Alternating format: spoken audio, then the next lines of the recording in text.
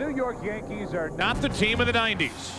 Try the team of the 1900s, when you've had 24 championship hugs and legends by the dozen. Being king of a decade seems like a pedestrian goal.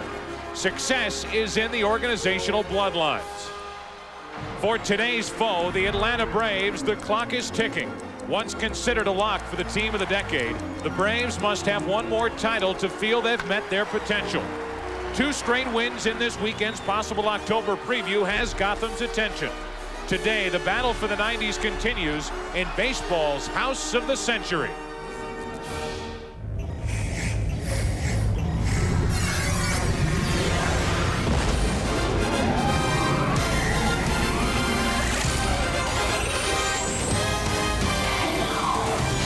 Welcome to Yankee Stadium. Welcome to the Bronx for an interleague matchup on a Saturday afternoon. The Atlanta Braves and the New York Yankees.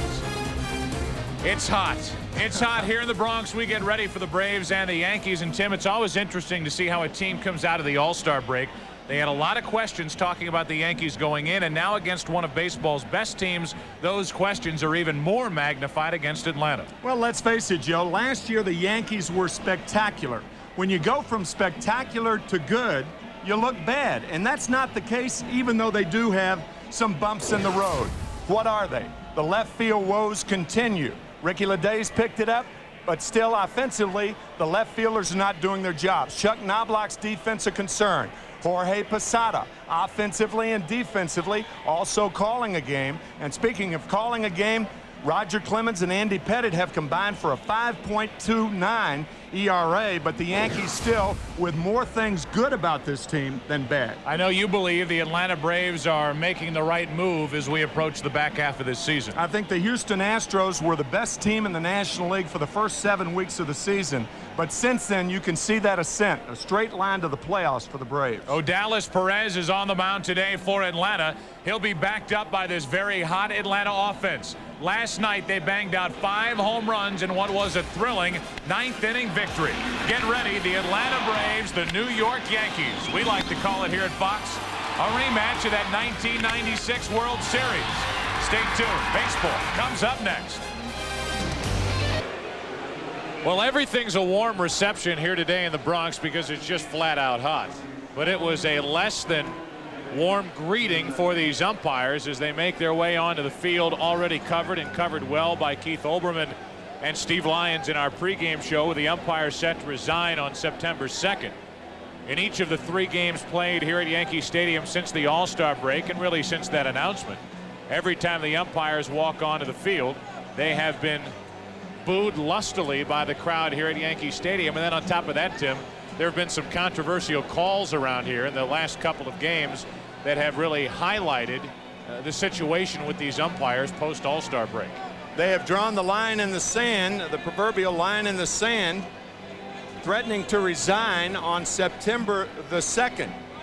Will Major League Baseball take a firm stand or not? Certainly the language has been firm for the first few days following the All-Star game, and I agree with Steve Lyons.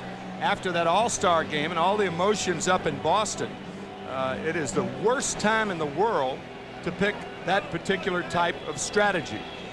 But will the major league owners, in remaining firm and standing firm, will they send the message to the Major League Baseball players 3 years from now when they decide to negotiate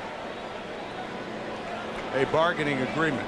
Everybody hopeful that it gets settled at the bargaining table. Obviously, that's the case because a strike or a walkout or a resignation hurts both sides. And there is substantial risk on both sides. The integrity of the game will be challenged if Major League Baseball is forced to call on umpires who haven't been working in the minor leagues for years to arbitrate these games and become the arbiters of Major League Baseball.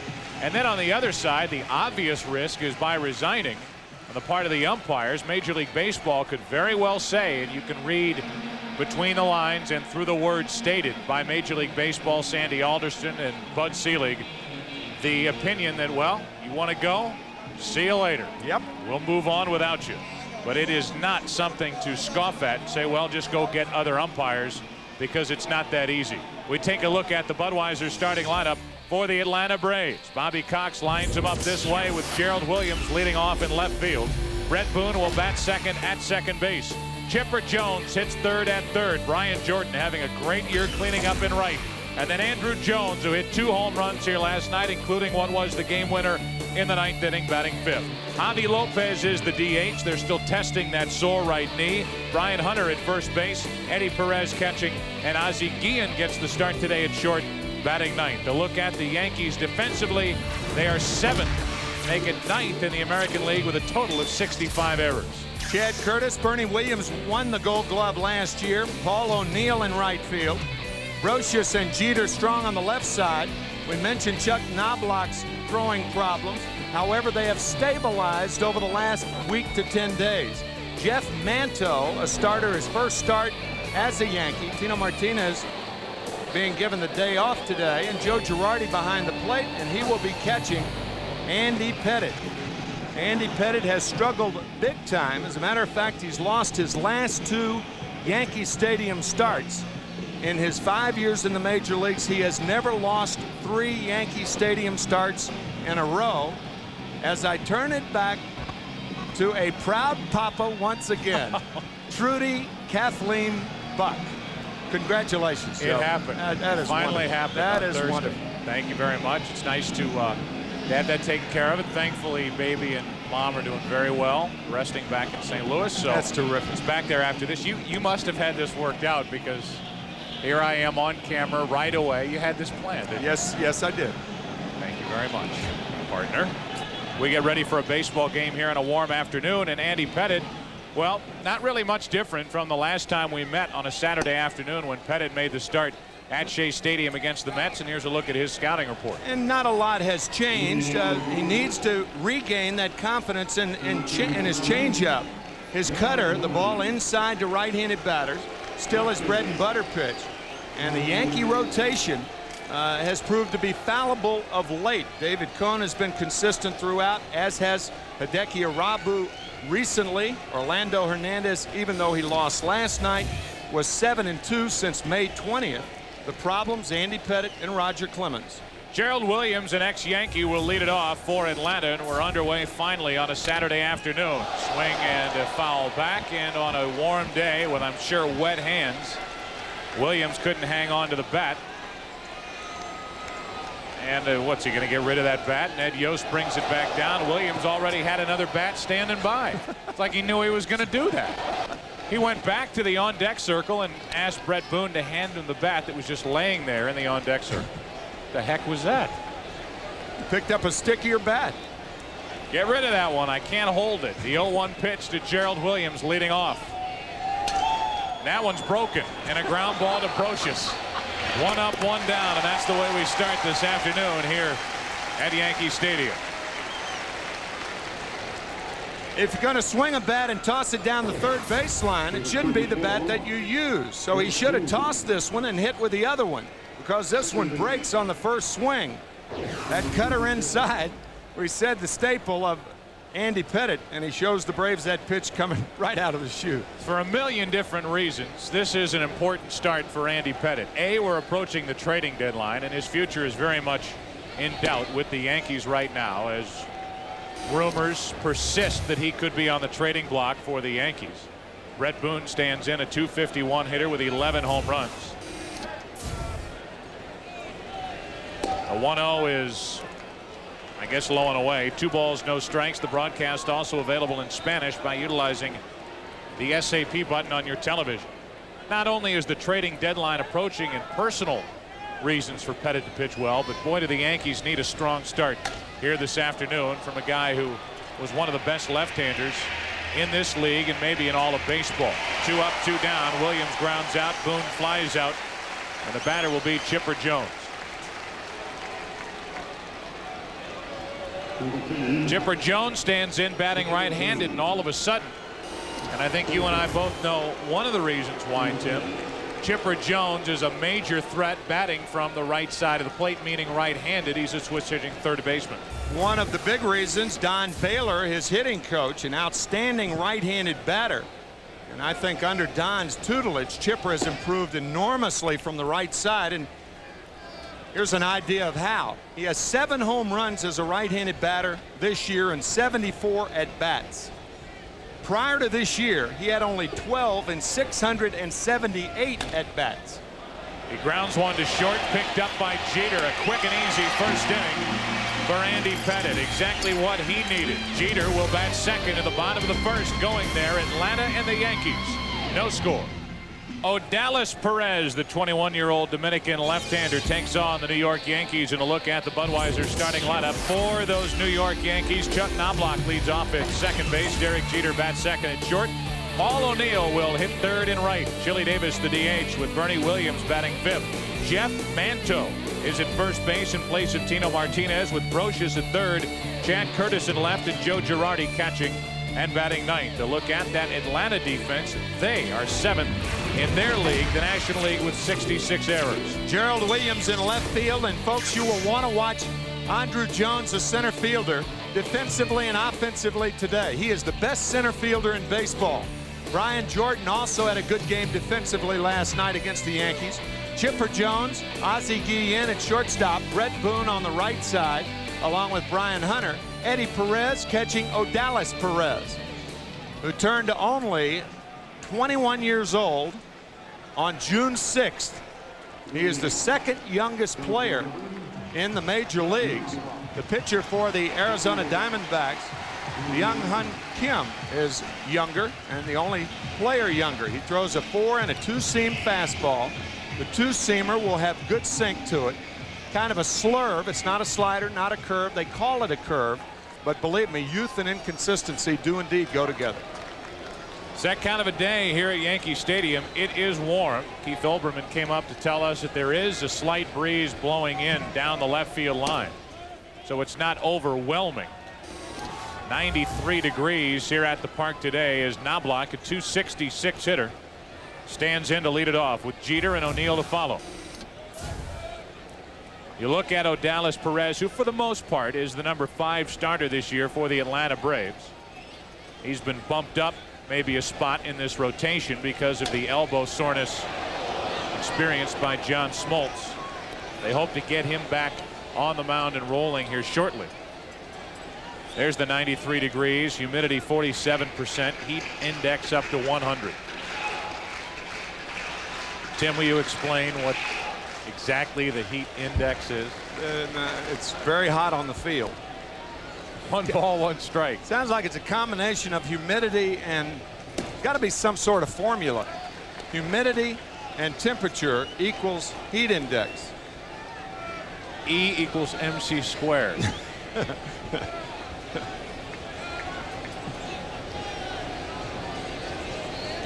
2 balls and a strike on Chuck Knobloch. And that's off to the right side, slicing into the corner, and it is out of play. Just out of play. 2 balls, 2 strikes. But just to finish the point on Perez, the number 5 spot for the Atlanta Braves a year ago, Kevin Millwood, was just an all-star for the National League, with 17 and 8. And now he's a number 3 guy with Odalis Perez and that 4 and 5 record at the bottom end of this Atlanta rotation. They have Bruce Chen in the number 5 spot in the rotation as they hope to get John Smoltz back. Millwood will pitch tomorrow for Atlanta. From catcher cam on 2-2, and looked like a changeup. Knobloch was way out in front. A good start for Perez. After 3 straight fastballs, the good straight change, and you can see Chuck Knobloch, that front side, pulling out of there. It's actually the best pitch that Perez throws is that straight changeup. The danger is throwing it too much to where the change becomes readable from a hitter standpoint. So 1 out, nobody on for Derek Jeter. He has hit 6 first inning home runs this season. Overall, number 1 in this league, hitting .377. Takes a good fastball over the inside part for strike 1. A 95-mile-per-hour fastball from Perez to a guy who's driven in 62 and has been as good as anybody in the major leagues in 1999. Strike 2. Andy Pettit with a perfect first inning on his side.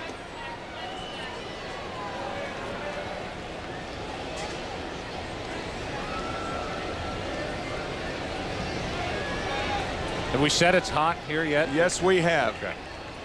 That was a result of the heat index. That shot. The 0-2.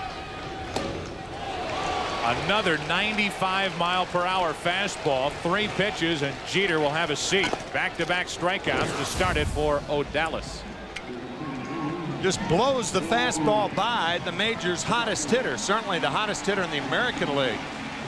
That is a 4-seam fastball, and to simplify it for you folks at home, if you're looking at a right-handed hitter, the balls that are inside to the right-hander are 4-seamers. The balls that are away to right-handed hitters are 2-seamers. Jeter has 3 strikes, and he's out. Here's Paul O'Neill. Lefty against lefty, and a fastball strike. You can see O'Neill say, ooh. He had that reaction after O'Dallas Perez just let go of yet another 95-mile-per-hour pitch. Yeah, that was Perez's heat index. How about that? Some nasty pitches from Perez here in the first inning, and he has a chance now to strike out the side here in the first. Perhaps inspired by Pedro Martinez in the All-Star game when he struck out the first 4. Take a look at the hit zone for Paul O'Neill as he stands in. That would tell you he's a good low ball hitter. Outside corner, he struck out the side. Pedro Martinez did it on our last telecast Tuesday night in Boston. Now we go back through Knobloch, Jeter, O'Neill, and what a start for O'Dallas Perez into the second. No score.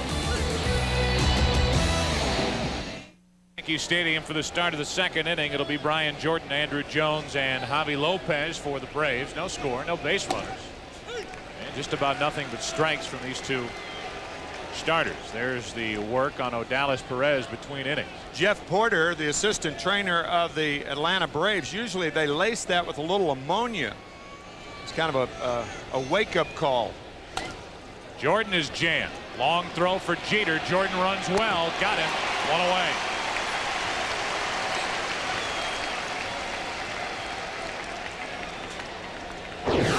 When a right-handed hitter is jammed by a left-hander, he does not get out of the box as well. You can see Jordan spinning his legs there, and that gives Derek Jeter a chance to take his little crow hop and throw out Brian Jordan.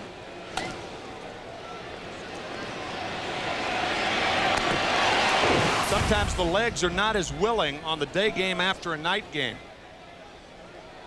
1 out, nobody on for Andrew Jones, who hit 2 home runs here last night. And he reaches out and pops this one into deep left center field. Williams back, says he has it. Didn't lie. 2 out.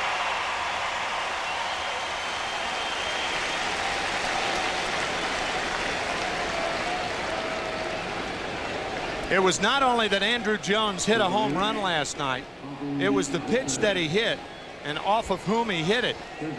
A high fastball, as Bernie Williams tracks this one down rather easily, telling the wall that he has it. But Andrew Jones hitting that high fastball off Mariano Rivera. The first time that I've seen that pitch drilled this year. Manto to his right. The flip to Pettit. 6 up, 6 down. They're playing quick in this heat to this point. We've only seen 9 outs. That was the kiss of death, wasn't it? Bottom of the second inning, no score. Only have to say the stadium, and they know what you're talking about in Major League Baseball circles. Chili Davis will lead off, then Bernie Williams and Jeff Manto. Here's Chili Davis, a .290 hitter, 13 home runs, 52 RBI. Switch hitting DH for the Yankees, and he's way late on that swing. Strike 1. And that's the story with Chili Davis. Hard stuff, hard stuff, hard stuff for this veteran big leaguer. Does not have the bat speed like he used to have. Chili, 40 years old, having a terrific year with 52 RBIs. The number 2 hitter, Derek Jeter, leads the Yankees in RBIs with 62. Very unusual. Excuse me, Joe. Very good breaking ball from Dallas Perez in the count 0-2. Chili Davis trying to avoid becoming the 4th strikeout victim in a row for Perez. We'll see another pitch.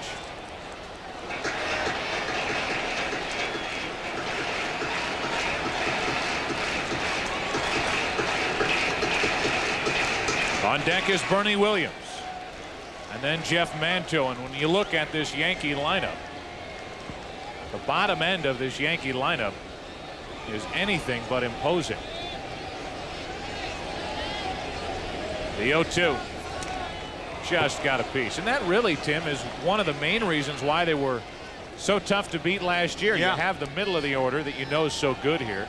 You have the guys at the top who can get on base and make things happen. But last year, when you had a guy like Brosius sitting down at the bottom, hitting 300 with 98 RBIs, there were no let-up outs for any opposing pitcher. That is not the case here today. The 0-2. Did he go? Did not go, and that's ball 1 from Perez. You notice how Eddie Perez tried to sell that to first base umpire Ted Barrett. He may have thought he went too far. It was close. Eddie Perez, watch how he points immediately to Ted Barrett at first base. I don't blame him. Yeah, it's close. A 1-2 now to Chili Davis. Ripped into left field. Williams to his left. Nice running grab. Chili Davis is gone on a bullet into left center field. Take you back to the All-Star game and the start for Pedro Martinez as he took care of Larkin. Got Larry Walker looking. Blew one past Sosa, and then McGuire to start the second. Another high fastball. Later on, strike him out, throw him out, double play, and Pedro Martinez faced the minimum in his 2 innings in the All-Star game start. Anybody could strike those guys out. Sure. I mean, come on. Larkin, Larry Walker, yeah. Sosa, McGuire, and then Bagwell at the front end of that double play. There's a blazing fastball for a strike to Bernie Williams. I left the ballpark with few regrets that night on Tuesday, and all the emotion before the game and everything. But the one regret that I had is I was interested in seeing how many Pedro Martinez might strike out in that lineup were he allowed to pitch 9 innings. 0-2 the count on Bernie Williams. It looked like it would take a while before he wafted back down to earth. He was juiced up and just blowing it. And you combine that with maybe the game's best changeup. 1 ball, 2 strikes now on Bernie Williams. It had the makings of a historic night pitching wise for a guy like Martinez. What we ended up with was actually a rather flat game. 1 ball, 2 strikes. Now 2-2. How many comments did you get? Boy, that pregame was great. A lot. That pregame great? A lot. The game, I don't know about the game, but the pregame was great, and that's what you get when pitching dominates. A rather flat evening, and that's what we had after Ted Williams throughout the first pitch. 2 balls, 2 strikes.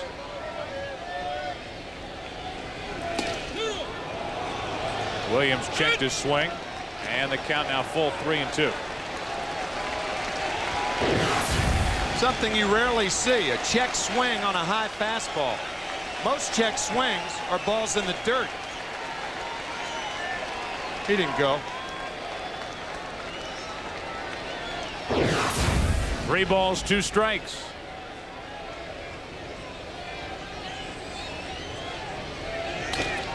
And an easy 2-hopper to Boone. He's one of the best. It's automatic when he gets a glove on it. 2 away. When a young pitcher is pitching, a lot of times in order to bring his arm around, a catcher will not sit in the middle of the plate, but he'll sit inside to a right-handed batter, expecting the ball to be over the middle of the plate. Perez sits inside, and the pitch an outside strike.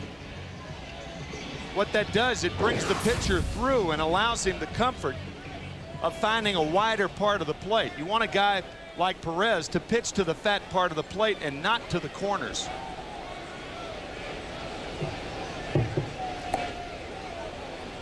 A strike Look at this. to Jeff Manto. All right.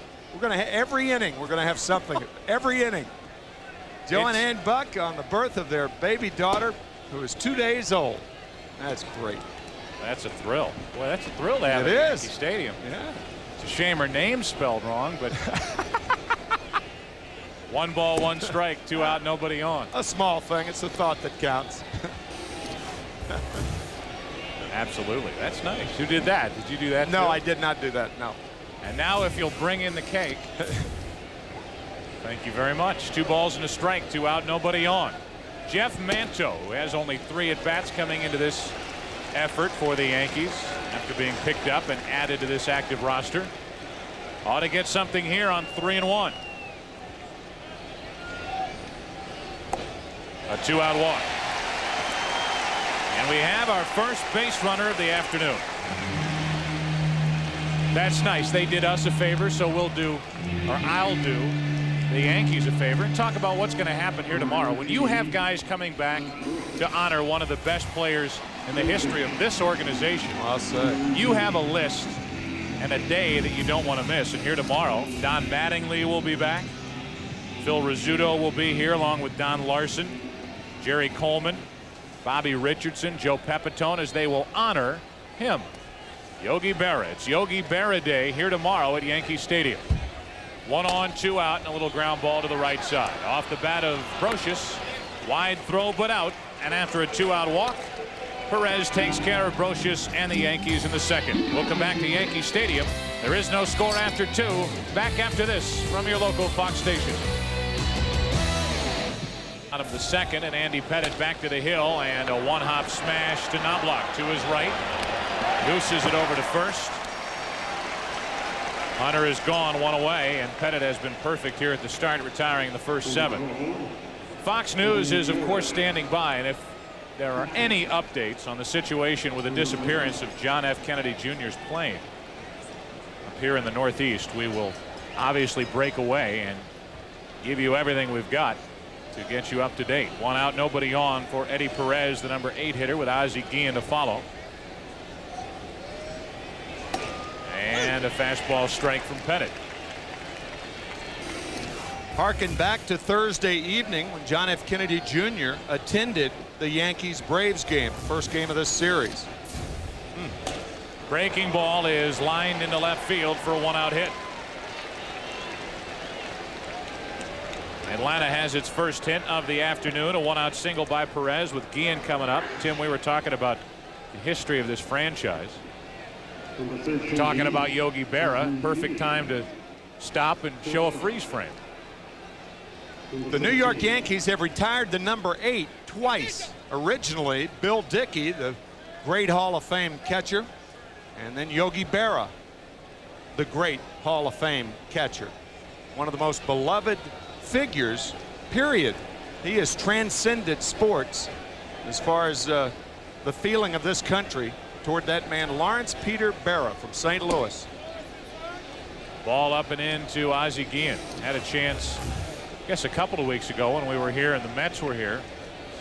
I guess longer than a couple of weeks ago. It's all starting to run together, Tim. To sit in Joe Torre's office with Yogi Berra, and when you sit in Joe Torre's office, there's no telling who's going to show up. And there's Yogi Berra sitting there. There's a ground ball to second, might be the flip for the out, over to first. Nicely turned. Talking about some of the Yankee greats and Yogi Berra, you have to believe that someday, maybe in the year 2030, they'll be talking about Jeter. No score into the bottom of the third. Into the bottom of the third inning, the Yankees bat with Curtis, Girardi, and Knobloch coming up. Curtis stands in, a .212 hitter. We were talking last inning about the bottom of this Yankee lineup and what a difference a year makes. And granted, Brocious isn't doing this year what he was doing last year, but in today's lineup, when you have Manto in there hitting 6th, you have Manto hitting 179, Brocious hitting 257, Curtis hitting 212, and Girardi hitting 211. Quickly an 0-2 count on Chad Curtis. And keep in mind that this is a team at 16 games over 500 with the second best record in the not only the American League, but in baseball. 3 games ahead of the Boston Red Sox, 7 in front of the Toronto Blue Jays. Curtis lines one to short, caught by Guillen. One away.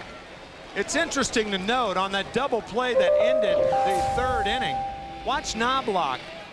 Knobloch, if nobody were on, this would have been the play.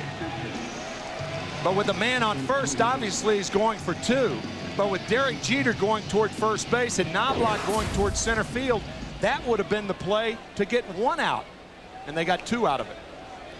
We're also talking about Yankee greats, showing those retired uniform numbers out beyond the left field wall as you approach Monument Park here at Yankee Stadium. As Girardi stands in, a 2-11 hitter, and he grounds to the right side. Going to take Perez, getting over to the bag, and safe at first is Girardi. Hunter went too far, took himself out of the play, and Girardi beat Perez to first. Base hit. Brian Hunter, usually there's a word sign. A second baseman will yell out something, but the throw by Brett Boone is inside the line. And because Perez had to reach back for the ball, Girardi beats the play. A lot of left-handers fall toward that third base line. But Perez was there, but that ball behind him, that could very easily have been scored. An error on Brett Boone, and if it were, it would have been a rare error, only 4 this year. So 1 on 1 out, back to the top of the lineup. Here's Knobloch, and he slashes a dangerous foul ball off to the right side. He winces, hoping that everybody's all right over there. Just going to talk about Jeter and Torre being the only 2 active Yankees with single-digit jersey numbers. They're the only 2 left. Derek number 2, Joe Torre number 6. And those 2 numbers could very well join the list of retired uniform numbers around here.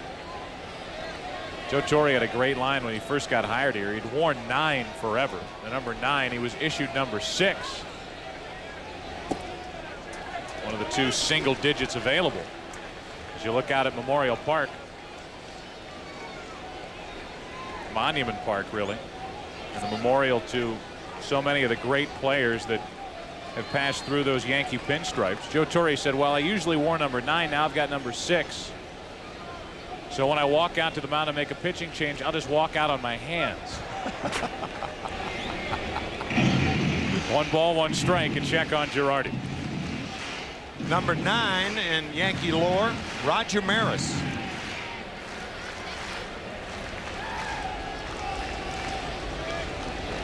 A look from catcher cam from behind Chuck Knobloch, who struck out his first time. And that's into right field to send Jordan back to the wall. A leap, and it's gone. Opposite field home run for Knobloch.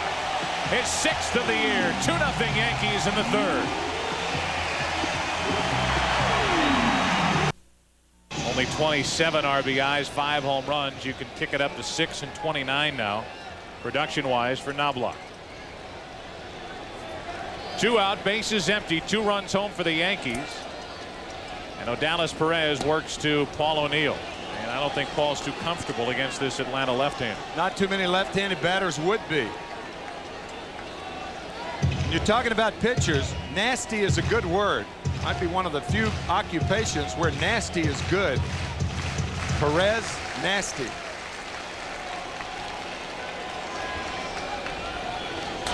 Back to Perez. Odalis grabs it, throws it. They're at 95 miles per hour over to first. I'm sure disappointed with the result of this pitch and this swing. Knobloch goes deep the opposite way, and on that, the Yankees lead by 2. How about the 4th inning? Atlanta Braves have only 1 hit, Eddie Perez, last inning, but he was erased in a double play, so Pettit has faced the minimum. And Williams, these guys are up there first pitch hacking. And I'm surprised at that, Joe, because it's so hot out there. How hot? Sorry. Dick Groat used to preach to me that on a hot day, make the pitcher work. Take a strike. Not always. But the deeper in the count that a pitcher works, obviously, the more weary he is going to be on a day like today. The numbers for Andy Pettitte, only 18 pitches to get through 3+ innings now. And he's throwing strikes. That's one secret to success. A ball and 2 strikes on Gerald Williams, who broke his bat. Grounded out to third his first time up. On 1-2.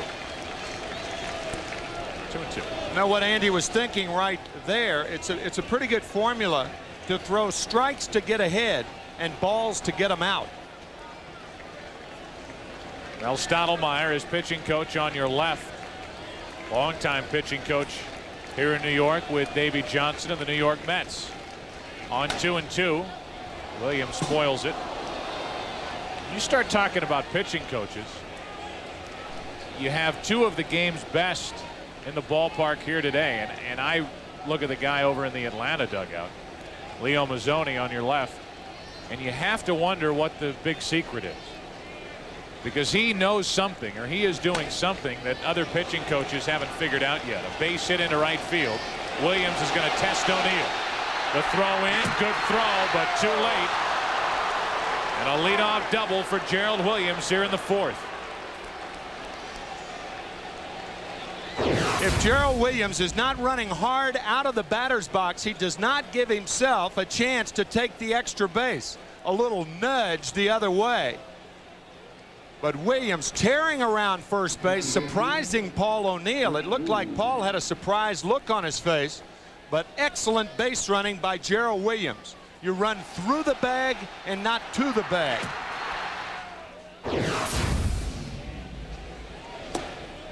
And all of a sudden the tying runs at the plate for Atlanta. Williams at second, nobody out. Brett Boone is at the plate.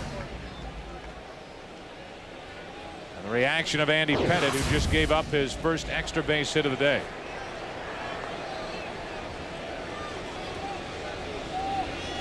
The 1-0 to Brett Boone. A late swing, 1 ball, 1 strike. May have been trying to go to right.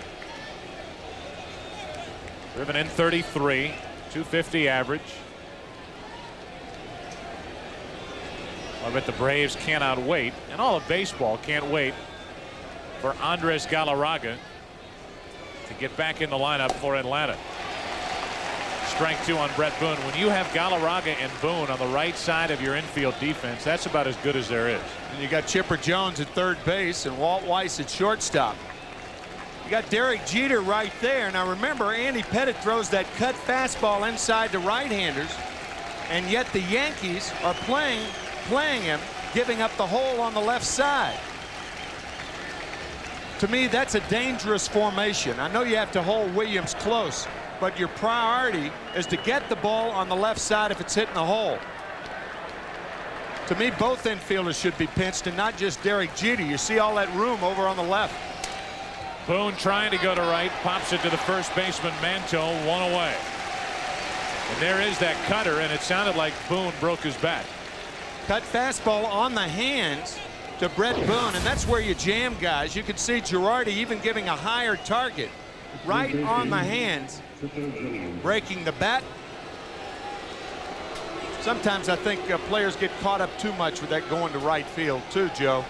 If you don't have a pitch on which to do it, why try it? You're trailing by 2, not 1.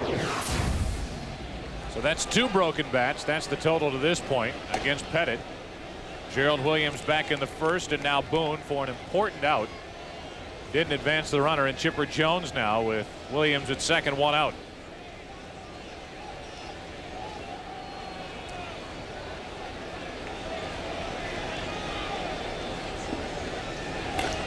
To the third baseman, and foul down the left field line. 1 ball, 1 strike. You can see now that the defense of the Yankees has changed because they think Chipper Jones is more apt to pull the ball. So Jeter is back, and Chuck Knobloch is talking to Pettitte. That's not he disappeared for a minute. I thought, what's going on? I'm looking at the monitor. He must have gone in the dugout. No, he's talking to Pettitte about holding Gerald Williams on because the Yankees realized Williams a threat to steal third with 1 out because he was a member of their organization for 12 years. So now it is Knobloch keeping him close, back at second. A high delivery from Pettitte to Chipper Jones.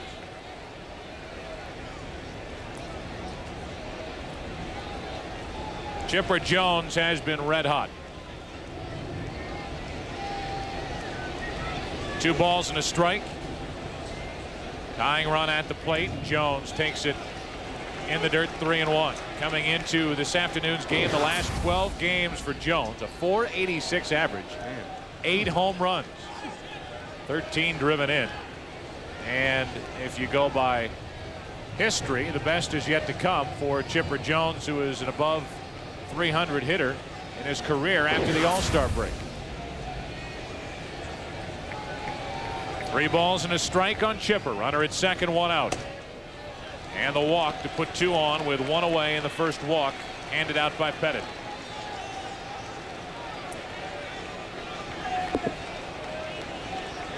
So 2 on, 1 out for Brian Jordan.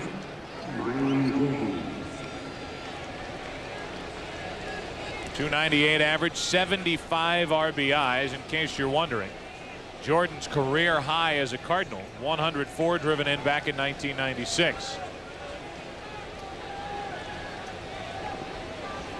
First year of a new contract with a new team, and he is performing. Calling that a foul ball and strike 1.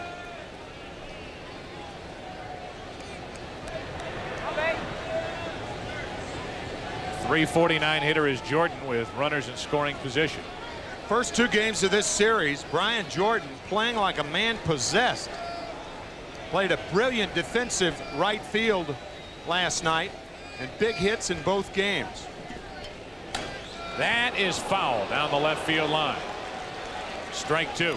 We talked about it last Saturday, Joe. That's often what right-handed hitters do. In order to hit that pitch on the fat part of the bat, you have to get the bat head out, and in the process sometimes, often as a matter of fact, you hit it foul.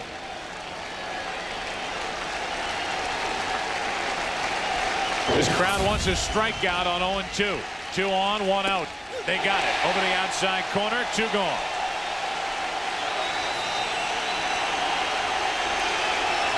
Often it's not the pitch, but it's how you got there. Now, how did Andy Pettit get there? With the cutter inside, fastball away. Fine job of pitching both sides of the plate. Leo Mazzoni refers to that as a guy who pitches east and west as opposed to north and south. Did a pretty good job behind the plate by Joe Girardi. He was hitting only .211 coming in, but he calls a smart game, and he helped frame that last pitch. Andrew Jones takes a ball.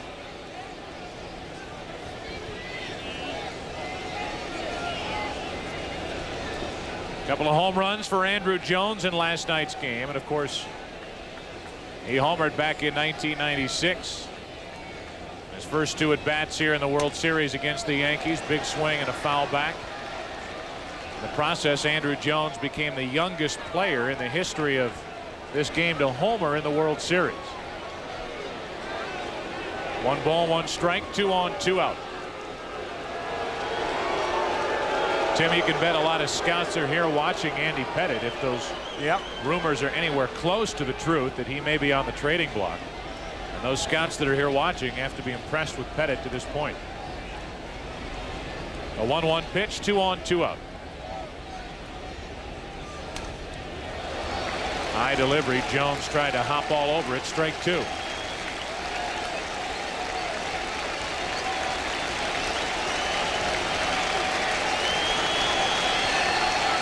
Already surpassed this inning. The pitch total for the first 3. And to the 2-0 lead on the home run by Knobloch. Tying runs are on for Atlanta. 2 out, the 1-2 pitch. Runner stealing third, and Jones hooks it foul down the line. Sometimes pitchers have to pitch to a hitter because of his build. That's one of the reasons that pitchers try to get inside to Andrew Jones. He has such tremendous reach and wingspan that he can take that ball off the plate 2 or 3 inches and drive it to right center field.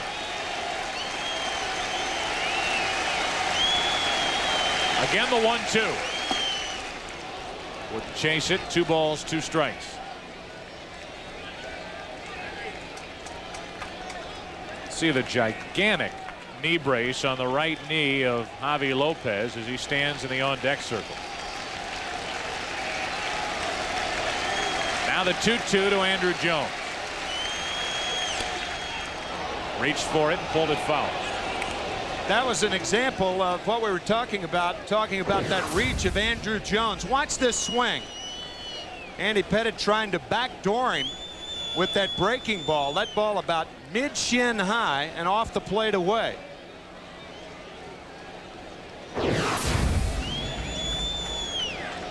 And after that pitch, as you look at Don Baylor, who hit 338 home runs in his long major league career, Joe Girardi just went out to talk to Andy Pettitte. Joe, Andrew Jones, not now, but he has got a chance to be among the top 3 to 5 players in the game someday.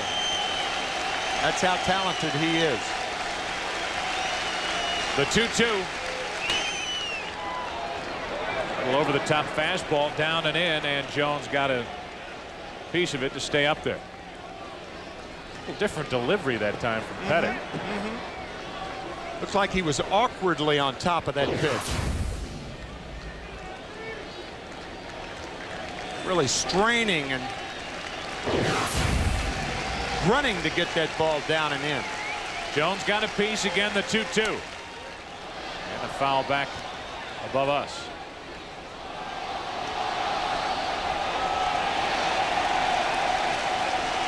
Andrew Jones now just 22 years old. Well, Stottlemyre has been working long and hard in between starts with Andy Pettitte on your right. Confidence in the changeup. Mixing up his pitches. Now the 2-2 again to Andrew Jones. Girardi wanted that, didn't get it. 3-2. And the runners will go.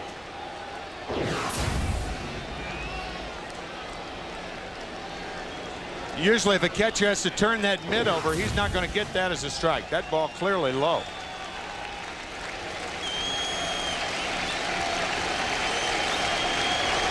Tying runs are on, and they get a head start on this pitch.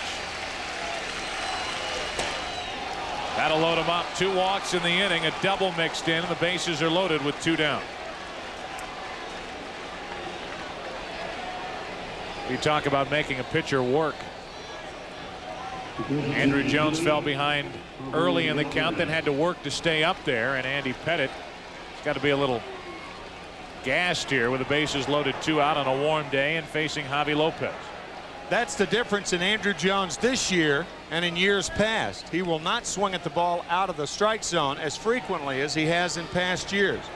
You're right, that was an outstanding at bat by Jones. 10 pitches and a walk, and now Javi Lopez pops it down the right field line, foul.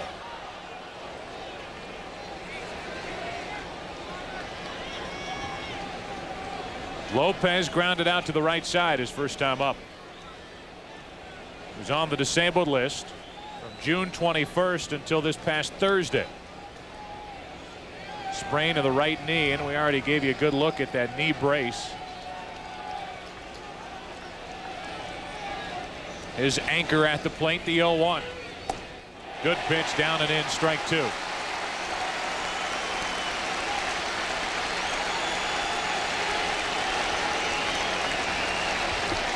With any hitter, you talk about the backside where you generate the power. And for Javi Lopez, that's the wrong knee to sprain. Bases loaded, 2 out. 0-2 the count.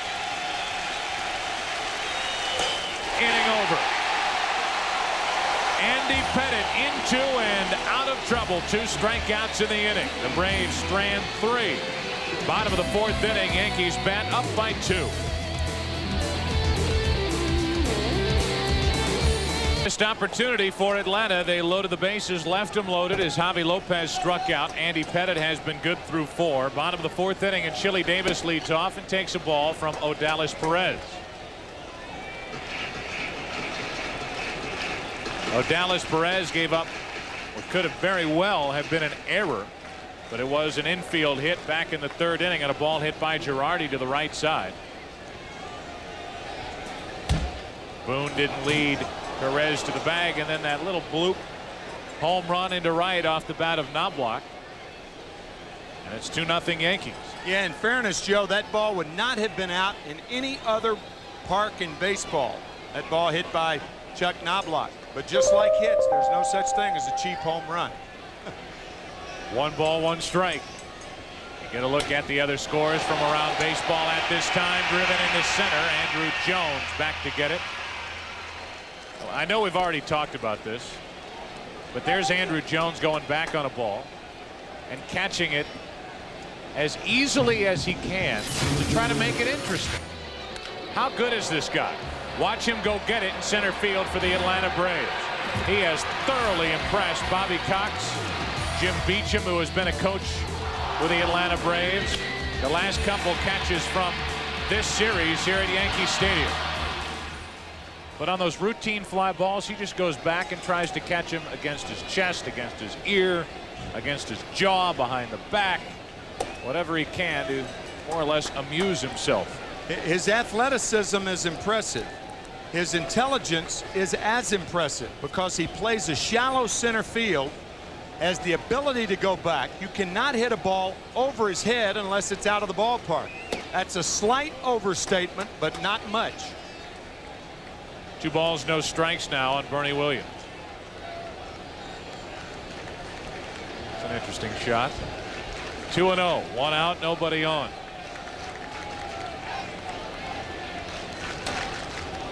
Two and 1.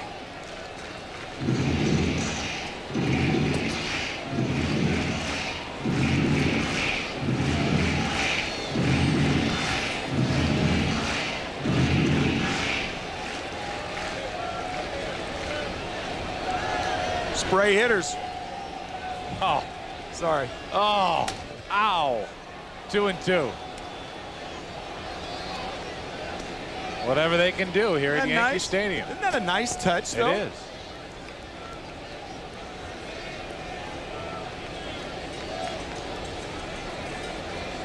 Two balls, 2 strikes, 1 out, nobody on. Bernie Williams 0 for 1.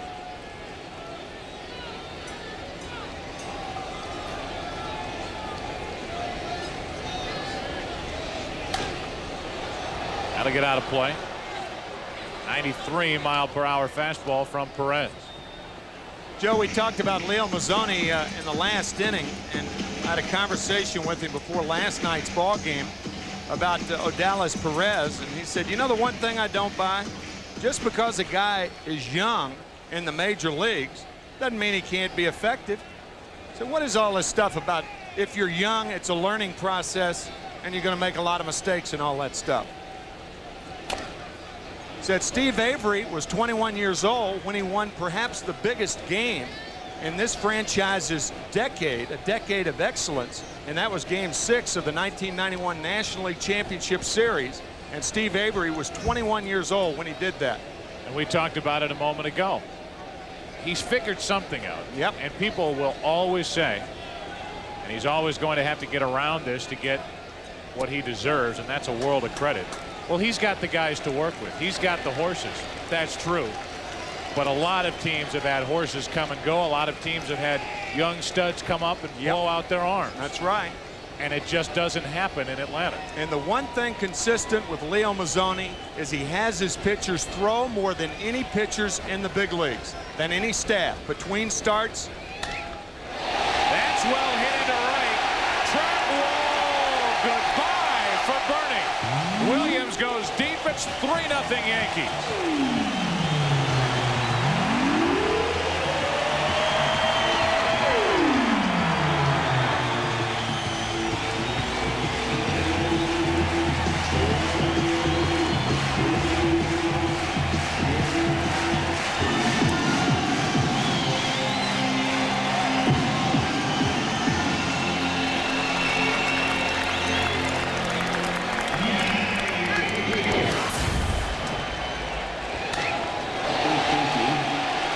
Think he knew it? Pretty good chance. Tunnel vision for Bernie Williams. Back in the tunnel in right center field. We talked about how Chuck Knobloch's ball is not a home run in any other park. That would have been a home run anywhere. Manto now takes a pitch high. It's 2-0. Wow. And another guy the Yankees have been trying to get back to his old form as Mano swings and misses. The average has been there for Bernie Williams. He comes in 5th in the league. The production down a bit. Joe Torre's tried to move him around this Yankee lineup in order for him to see better pitches and get that power stroke back. Take a look at his concentration on this pitch, up and away, and he lost it over the wall in right center. Manto now 3 balls 2 strikes.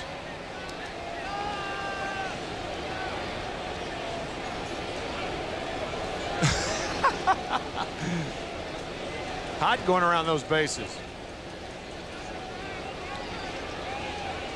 3 balls 2 strikes on Manto. He's got a piece.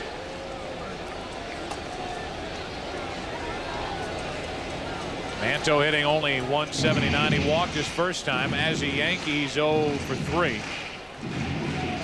He's bounced around team to team, organization to organization, getting a chance with the world champion Yankees. On 3-2, he swings through a changeup.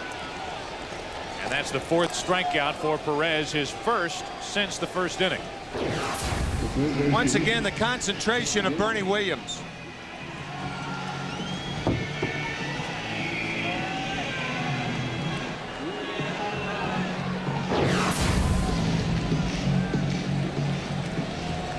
So Williams gets a hold of an Odalis Perez pitch. A 2-homer day so far for the Yankees, who have hit 103 as a team, and a strike to Brocious. Scott has hit 9, driven in 38. 1 ball 1 strike. Biggest home run for Scott Brocious of the '99 season. 2 weeks ago today. 3-run homer to win it off Arthur Rhodes of Baltimore. A walk-off home run. He hit it, and the Yankees walked off with the win. Bases empty, 2 out. In the dirt, gets past Perez. 2 balls 2 strikes and Brocious. Andy Pettit doing his job so far. Ran into trouble in the 4th inning with a leadoff double, pitched around it. Also walked 2 in the frame. 3 balls 2 strikes on Brocious. Chad Curtis on deck. The Atlanta Braves going for the sweep today, and the rarity of a series that ends on a Saturday, and that's happening throughout baseball as new series will start on Sunday tomorrow. The Yankees will stay home and take on the Montreal Expos. And the Atlanta Braves move to Toronto to play the Blue Jays for 3 games. Okay, those Toronto Blue Jays, a very dangerous team. Jim Fregosi telling us about 2 months ago how those young legs will come alive. That's right up the middle, and there was nobody close to it.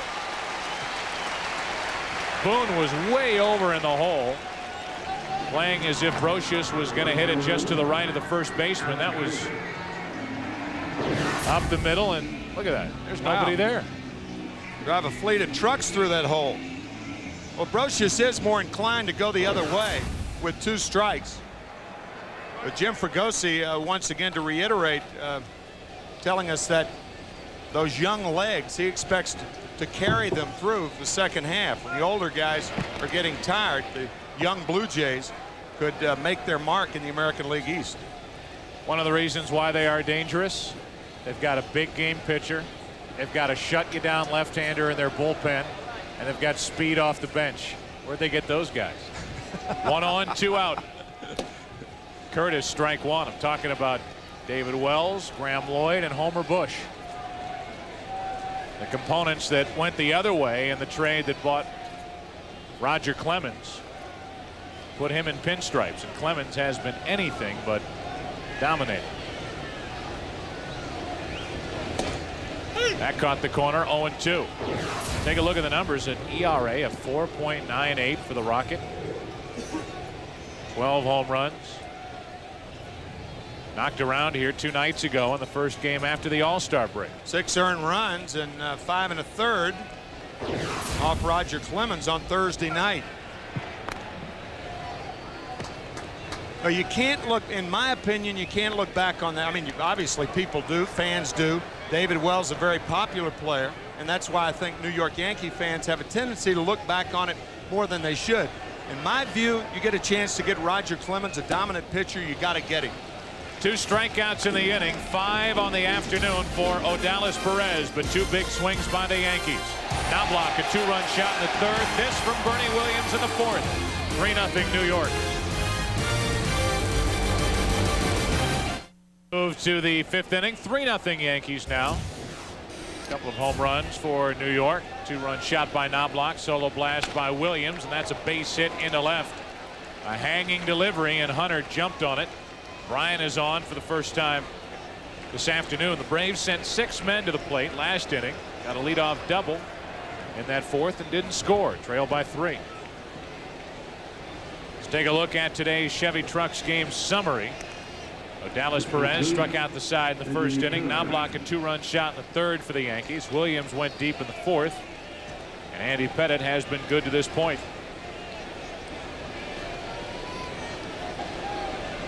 Now Eddie Perez. There's that good move to first for Jeff Manto, who gets his first opportunity at trying to catch those pickoff throws. He better be as aware as Brian Hunter. I was thinking the same thing. Manto's first start as a Yankee. He knows about Pettitte's move. But being over there to catch it, a different story. He's probably hoping Pettitte doesn't throw over there more than Hunter does.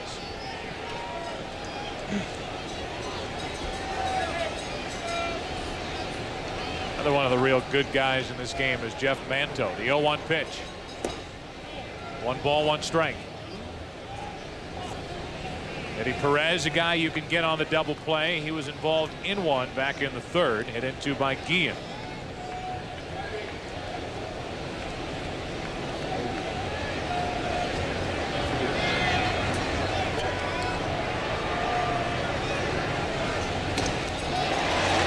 Delivery. Perez threw it. Strike 2. Eddie Perez shaking his head because he missed this cutter right here. That ball had some juice on it, however. Prevailing thoughts in baseball that anything that is up is a bad pitch. That's not true. Some are, some aren't. Here's the 1-2. Do it again.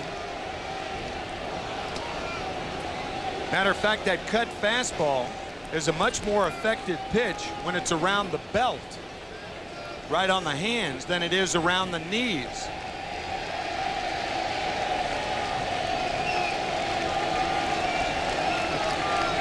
Coming back inside. Looks like Girardi wants it up again. And it's lined into left field for a base hit. Back-to-back singles. Here comes Atlanta. 2 on, nobody out in the 5th. Feisty at bat by Eddie Perez. Andy Pettitte and Joe Girardi stayed in that same area, and Perez hits their pitch. Didn't get it in quite as much as he wanted to, perhaps, but credit Perez with a good at bat. So now 2 on with nobody out. A 3-0 Yankee lead. We're in the 5th, and the number 9 hitter Ozzie Guillen got the start today. Came in hitting .229. Stands in. Yankees cheat in on the corners for the bunt. Guillen shows it, takes a strike.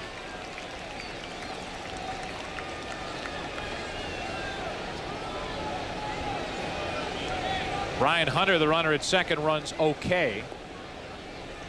So if Guillen's going to do his job and advance the runners, if they stick with a bunt, it's going to have to be a good bunt. Ozzie Guillen among active players, number 2 on the list behind Jay Bell. As he shows it, takes a ball. Normally you would not bunt 2 runners over when you're trailing by 3 in the 5th inning. But common sense will tell you that this is the right play. If you're going to play Guillen, bunting right here makes more sense than swinging away. We saw Jay Bell on that list. Jimmy Leland used to have him bunt in the first inning almost every game. Yeah, it's true. Get a man on, he'd bat second, bunt him over. They had Bonilla and Bonds and Van Slyke there to drive the run in. There's a perfect bunt. The runners move up to second and third. It took a good play from Brocious to get one out. Second and third, one out for the Braves, down by 3. A game break. Back to Chris Myers in the Fox Network Center.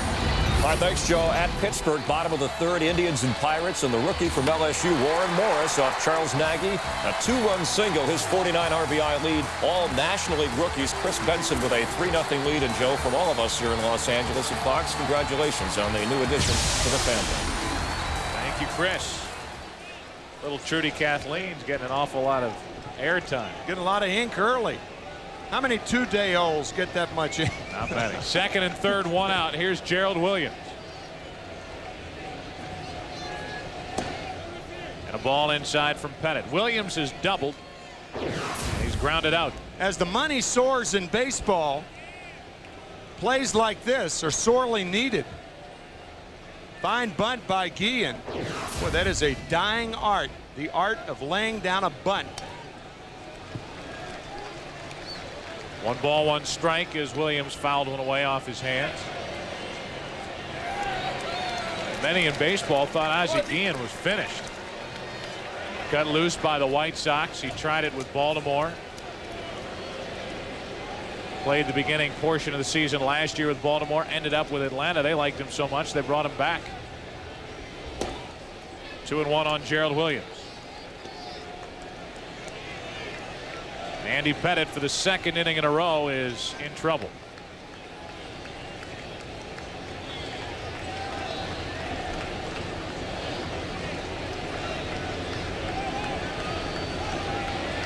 On 2-1. Well hit down the left field line. If it's fair, we're tied. It's fair. 3-3 game. Off the foul pole down the left field line, a 3-run shot. And it's 3-3 here in the 5th.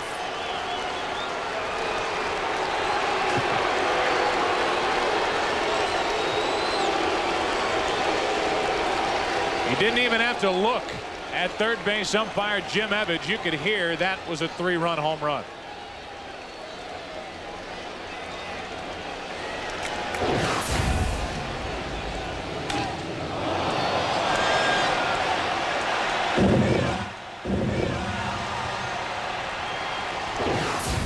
Off that screen on the pole, which sits in fair territory.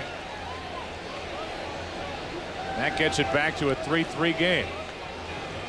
Now a strike to Boone and a ball, 1-1. Gerald Williams doing his Carlton Fisk imitation. Fisk's famous home run off Pat Darcy in Game 6 of the 1975 World Series. Key hit for Atlanta.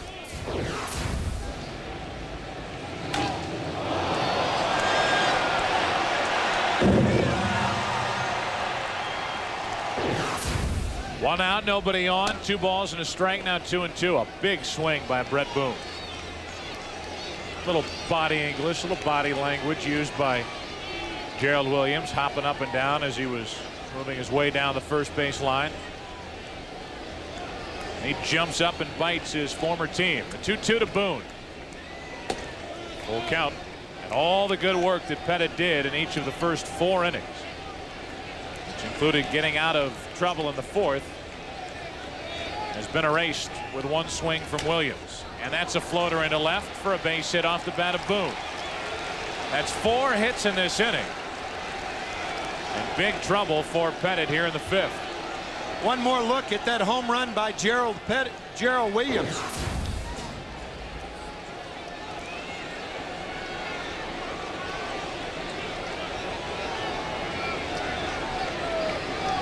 Third baseman, Chipper Jones. Get a look as you watch that replay why Williams was doing what he was doing and why I'm sure Fisk was doing what he was doing. Right. That ball down the line, a little hook to it, but it had enough to stay fair. And now Chipper Jones with a go-ahead run at first and only 1 out in this inning. 3-3 in the 5th. A late break back to the bag by Boone.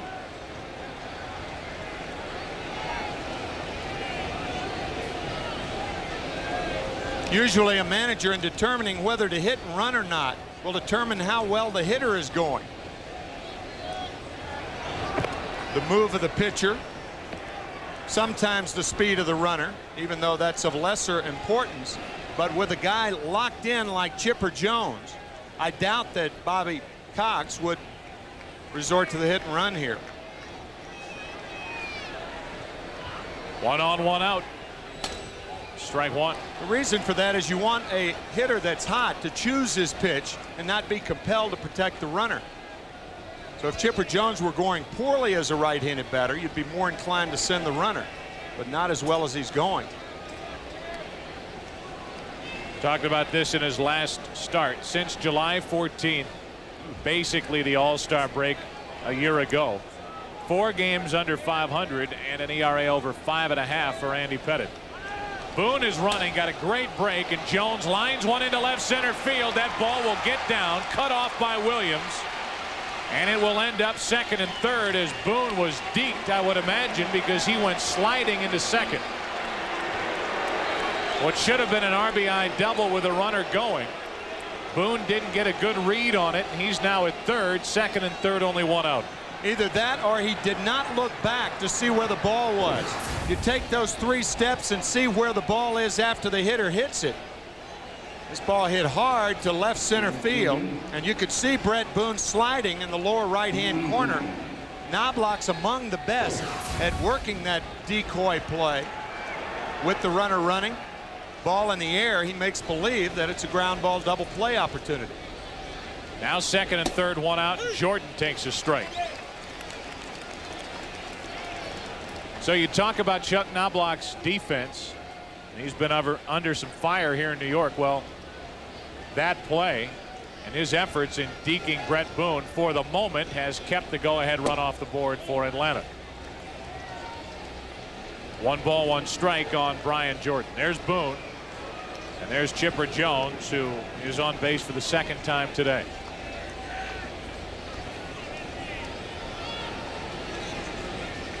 Second and third, 1 out. Jordan's jammed, strike 2. Joe, the Atlanta Braves certainly know all about Chuck Knobloch's deking at second base. The biggest play, perhaps, in Minnesota Twins history was when Knobloch decoyed Lonnie Smith of the Atlanta Braves in the 8th inning of a scoreless game back in 1991. Game 7. Had Smith scored, the Braves win the World Series. They didn't. Jordan stays alive. Lonnie Smith couldn't pick up the ball. He relied on Chuck Knobloch to tell him where it was. Knobloch didn't do that. And instead of scoring, Lonnie Smith ended up on third base, and the Twins got out of that inning with the Braves not scoring. They eventually won it 1-0 in the 10th inning. On 1 and 2, Jordan took a ball.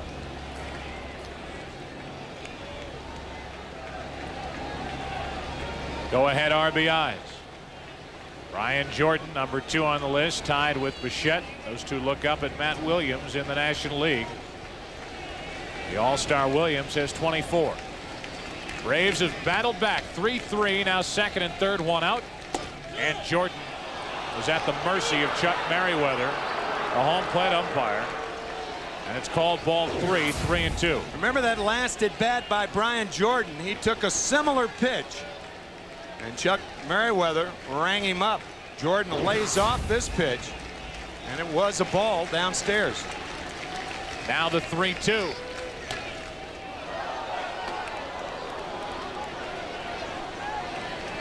A very crisp start to this one for Andy Pettitte. Faced the minimum through 3. Got into trouble. Got out of trouble in the 4th inning by striking out Javi Lopez. Prior to that, Jordan. And now Dan Nolte gets ready as the roof is caved in around Andy Pettitte here in the 5th. The 3-2 to Jordan. Ground ball to third. Brocious will come home. Boone gone. And it's still a tie game here in the 5th that ends up first and third, 2 out on the fielder's choice 5-2.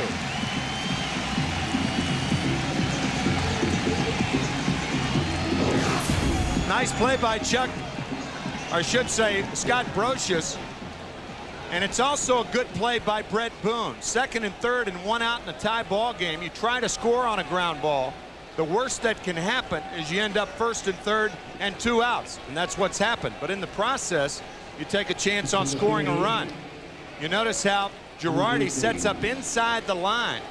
He gives the third baseman an inside target so the ball doesn't hit the runner. So Brocious and Girardi make the play on Boone. Boone has a seat in the dugout, and it's 1st and 3rd, 2 out. Now who has a chance to put the Braves out in front for the first time today? Andrew Jones, who has walked and flied to center.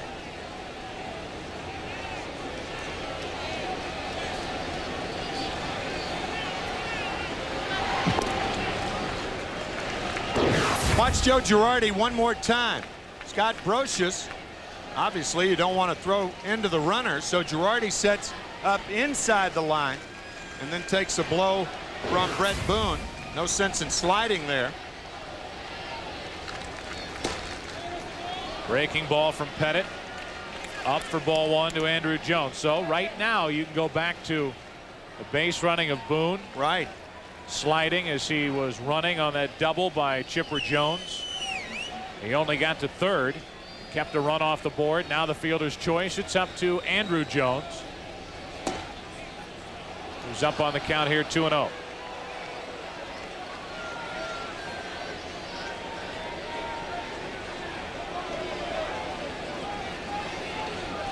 Andrew Jones always seems to be smiling as if he's in on some secret that nobody else knows. Little smile as he gets back in. The 2-0 pitch coming from Pettit. Down the left field line, and that is jerked foul.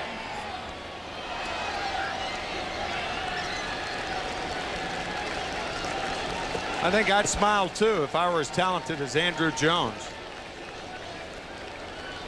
Got that air of confidence around him. Considered a bad air of confidence 3 years ago, but he'll grow in and learn how to carry himself a lot better. Throw to first. I remember the time Bobby Cox jerked him out of an inning a couple of years ago. Had the discussion with him in the dugout.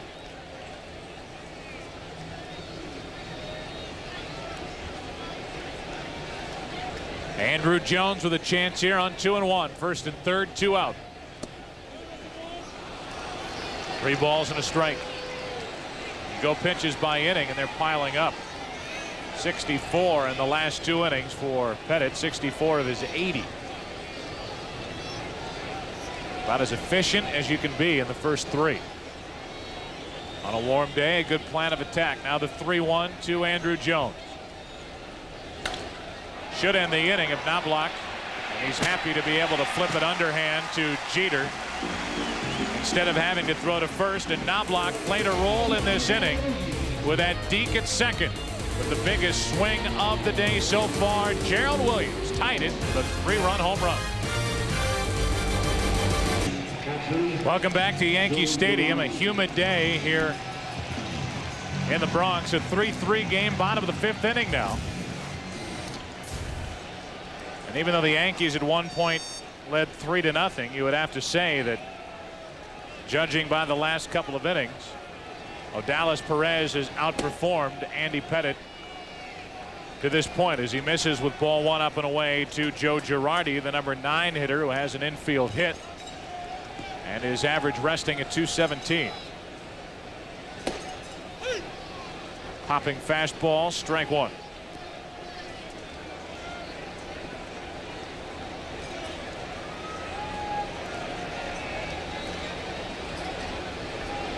It'll be Girardi, Knobloch, and then Jeter. Strike 2.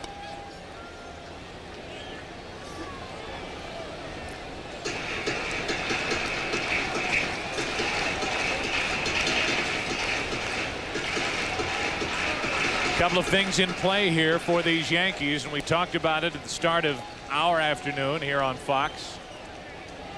The Yankees had some questions going into the All-Star break.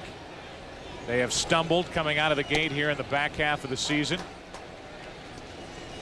and are in danger of being swept here in a 3-game set by the Atlanta Braves. A 3-3 game here in the finale of this short weekend set. And just to go back and talk about what you talked about, Tim, in our opening. Some question marks in left field. Chuck Knobloch with 16 errors. Posada hasn't been hitting, although he's picked it up of late. And then those two starters at the bottom. Roger Clemens, Andy Pettitte come in with a combined ERA of over 5. When things start going badly for a team like this, the one thing to remember is that there are more good things about your unit than bad things. And that's what that man right there, Joe Torre, that's what he excels at. To accentuate the positive. Nobody does it any better than Joe Torre. Accentuate the positive. We go back for a game break, and Chris Myers, who will sing to us from the Fox Network Center. Well, we'll hum along anyway. In Pittsburgh, David Justice made it a 3-2 game with a double, but Al Martin answers with a 2-run homer, so the Pirates lead the team with baseball's best record, 5-2. Last night, Martin had pine tar in his eyes and had to leave the game early. You ever heard of that one? Pine tar in the eyes. That's a new one. Here's Knobloch, who is homered and struck out. Takes a strike from Perez, who is starting to roll here. He has struck out 6, by the way, after he got Girardi.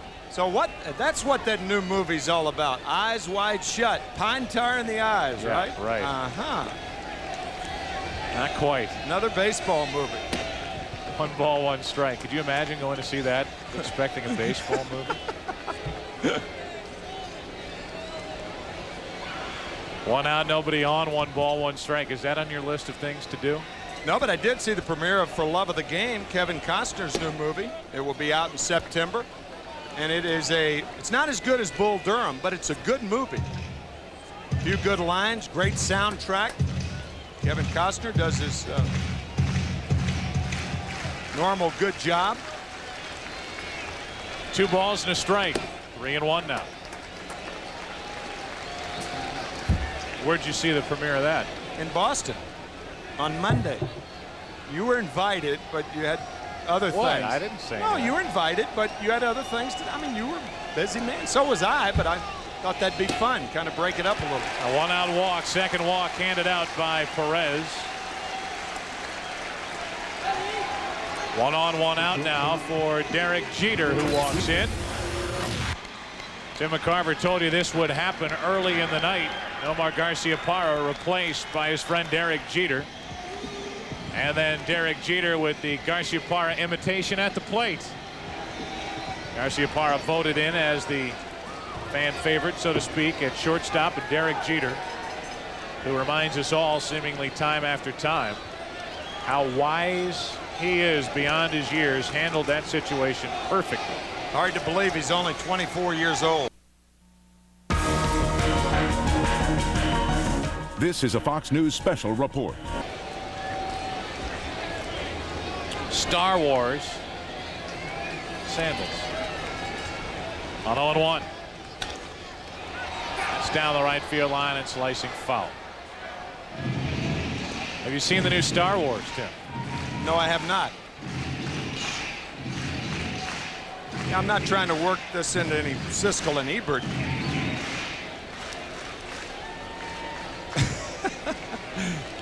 There's a young man trying to stay cool right there. That's a ticket. Kid's 8. He can't be that hot. 1 on, 1 out, the 0-2. 1-2. Talked about Jeter for years. With 2 strikes, more inclined to go the other way. He leads the American League in opposite field hits this year with 50.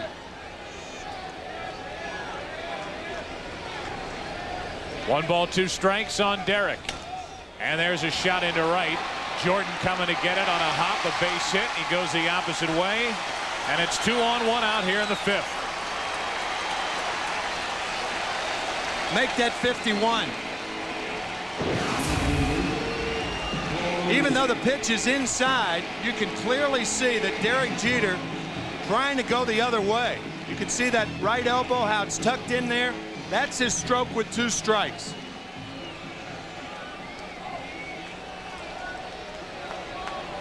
Talk about a guy bringing it all together. The intelligence and his ability coming together this year. So 2 on 1 out for Paul O'Neill, who is 0 for 2 this afternoon against Odalis Perez. So far hasn't looked too comfortable in the box against this young left-hander. Fastball strike, 0-1.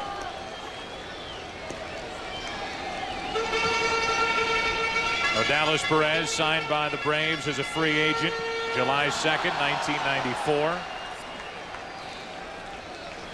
16 years old.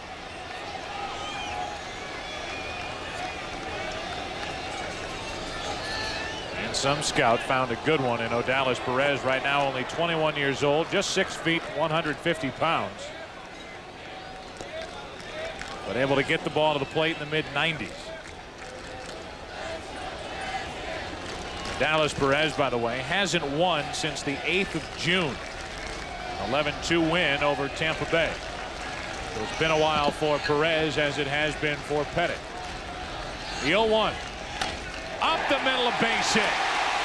Here comes the runner. That's Knobloch. The throw not made. Jones throws off balance to third. Safe there. The Yankees back out in front 4-3.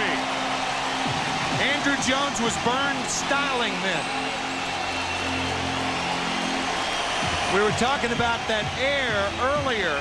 Bobby Cox talking to him. Here, Derek Jeter shrewdly takes advantage of Andrew Jones's mistake.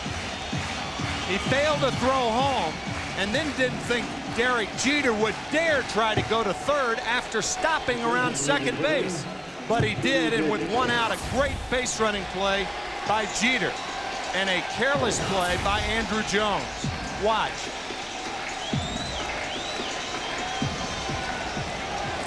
He went for the fake throw. You either throw it or you don't. Jeter had stopped around second, and once he saw the fake, knowing he was off balance, he went to third base. And that's a big play with 1 out in the inning, and now Chili Davis has a chance to add to the 4-3 Yankee lead. Davis 0 for 2.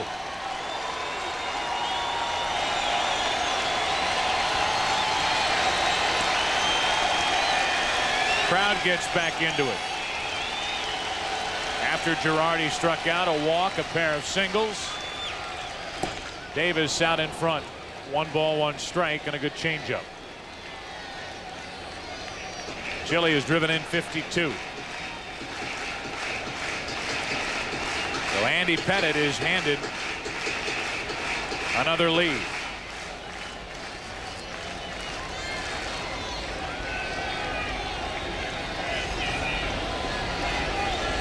The walk from Odalis Perez started this trouble.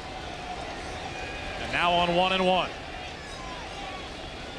That's a wild pitch. In to score is Jeter. Down to second is O'Neill. And it's a 5-3 Yankee lead. And isn't this exactly what you were talking about with Leo Mazzoni? Why can't young guys succeed at the big league level? He brought up the name Steve Avery. Well, so far, Odalis Perez, who is 21 years old, is pitching like a rookie right now. Yes, he is. This ball, a 55-foot changeup, hops over the glove of Eddie Perez. But again, that key base running play by Derek Jeter, putting himself in a position to score instead of be at third. On 2-1.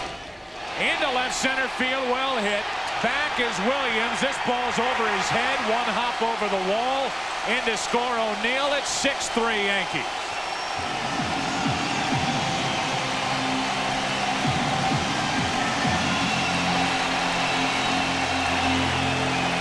Odalis Perez hasn't won since the 8th of June, and it doesn't look like that streak will be snapped here today. A guy with a world of talent, some nasty pitches in his arsenal, but he is not getting it done here in the 5th inning. Breaking ball over the middle of the plate to Chili Davis. RBI number 53 on the year. Ground rule double. O'Neill scoring easily.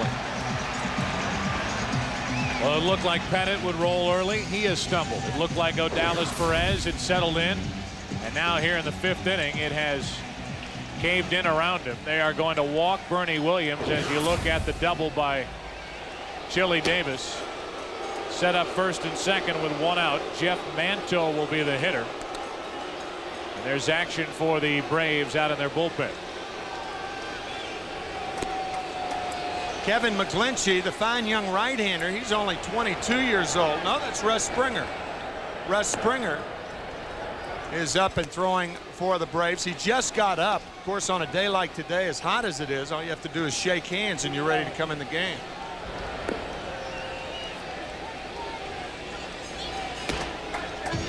Well, there's ball 4 to put 2 on with 1 out.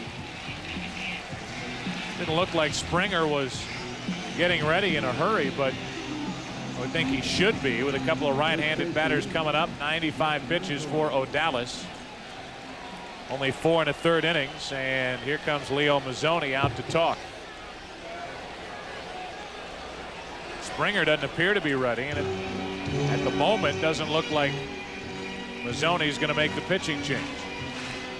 This is an odd situation for a catcher, Joe. You try all season long to give your pitcher a lot of confidence, and yet your pitcher, maybe Perez doesn't know this, but he should, that the reason Leo Mazzoni is out there primarily is to give Russ Springer a chance to warm up.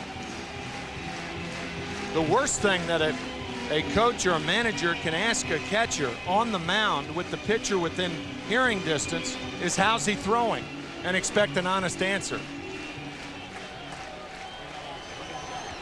What are you going to say? Nah, he's terrible. You know, nah, this guy, nah, get him out of here. Eddie Perez back behind the plate. Jeff Manto stands in with 2 on, 1 out.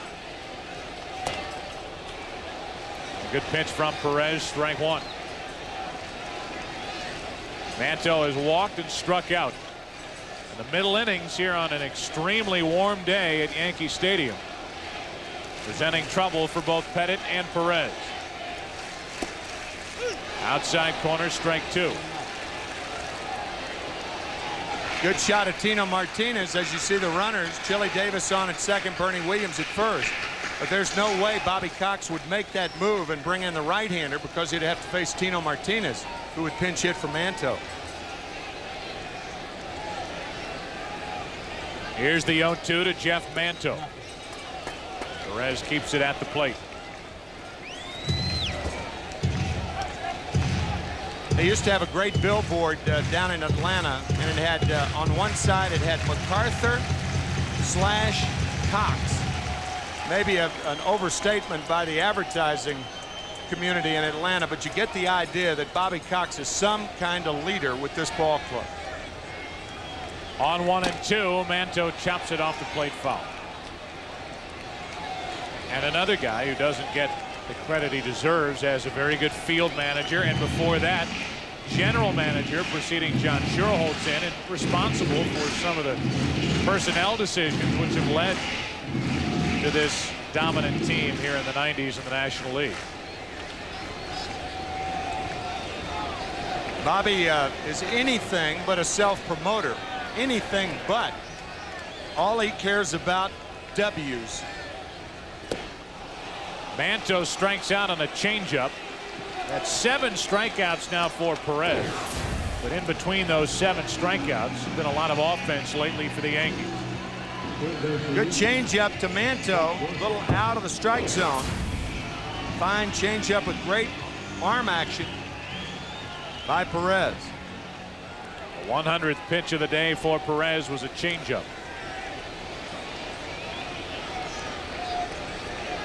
And Brocious now with 2 on and 2 out, the 8th man to bat in this 5th inning for the Yankees.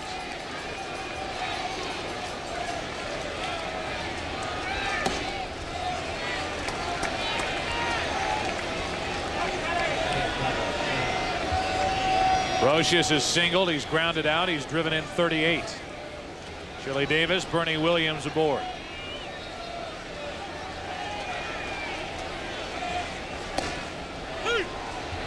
One ball, one strike from O'Dallas Perez.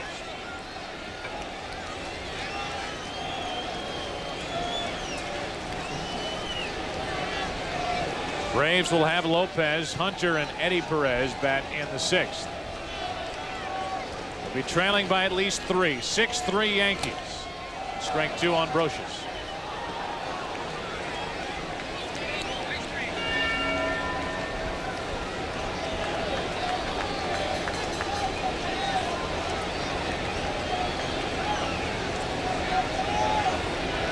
Dallas Perez fighting to get through 5.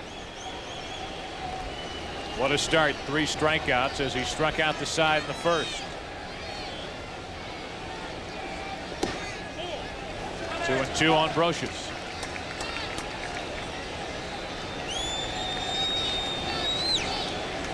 Both pitchers this afternoon experiencing difficulty the 3rd time through the lineup. That is not uncommon. Now the 2-2. Into center field. That's a base hit. Chili Davis is brought to the plate. The throw by Andrew Jones is wide. And it's a 7-3 Yankee lead.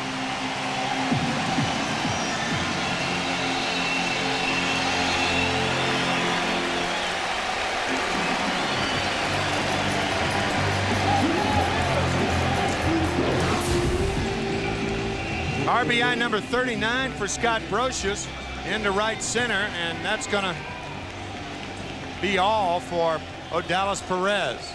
Chili Davis scoring rather easily, and the Yankees lead by 4 here in the 5th.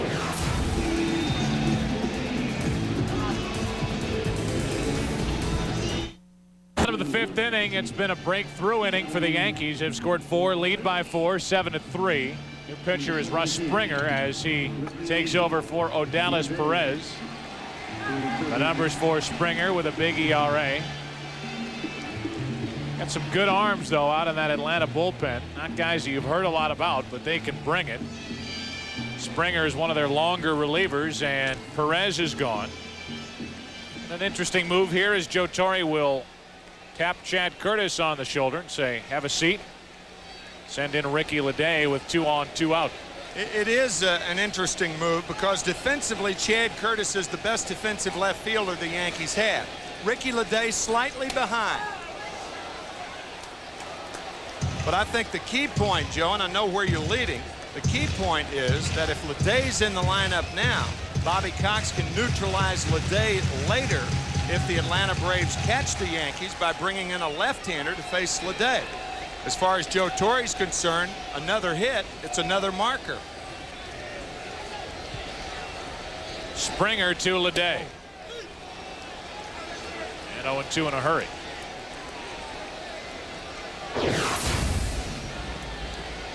Good curveball from Russ Springer. Nice. 2 on, 2 out. Leday grounds it up the middle. Diving try by Boone. It's into center. Here comes Bernie Williams. Another run, and it's 8-3 Yankees here in the 5th. Let's take you back to Chris Myers in the Fox Television Center. Chris. All right, Joe, in Houston, Jose Lima going for his 14th win, but the Tigers with Debbie Cruz delivering, scoring daily and easily for the first run of the game. They add a run. And Dave Borkowski in his major league debut has allowed just 3 hits. He has that 2-0 lead in the bottom of the 7th. Back to New York. The old Fox Sports pregame jinx for Jose Lima. It's happened 1,000 times. 1st and 3rd, 2 out. And a fastball's a strike to Joe Girardi. Girardi started this inning with a strikeout.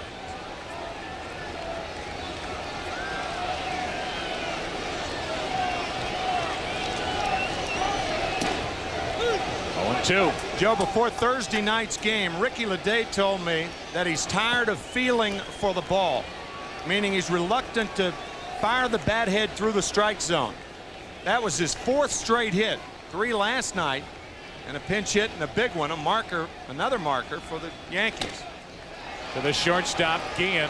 The throw across, and the dig at the other end by Hunter. Girardi makes 2 outs in the 5th inning. But in the frame, the Yankees come up with 5. Big inning for the Yankees and a big lead for Andy Pettitte as he heads back to work.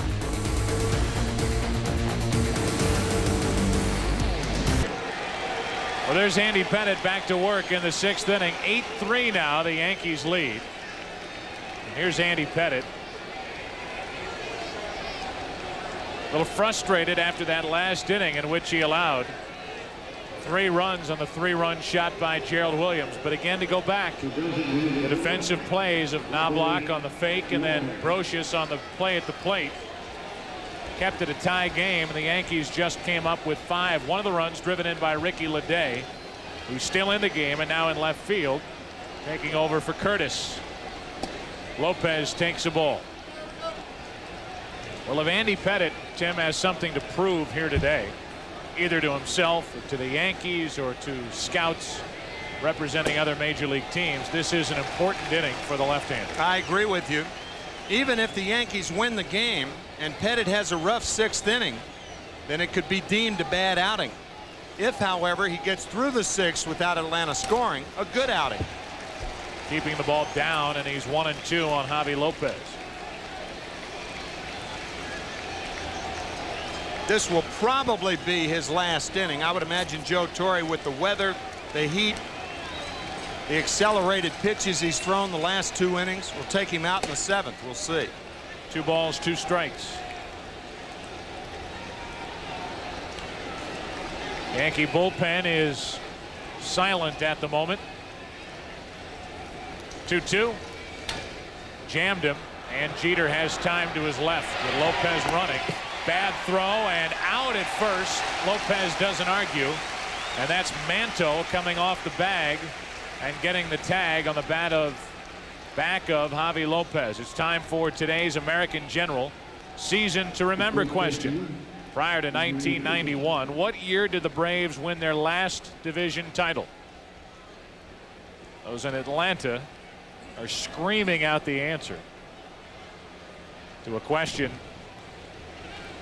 I'm sure a lot of people are well aware of, not only what that year was, but what that year has in common with today's game in the Yankees. A ball up and away to Brian Hunter. Golfed into deep left center field. Well hit at the track, at the wall, up against the wall, and at least a double for Hunter. He's going to hold there after hurting himself going through the bag at second.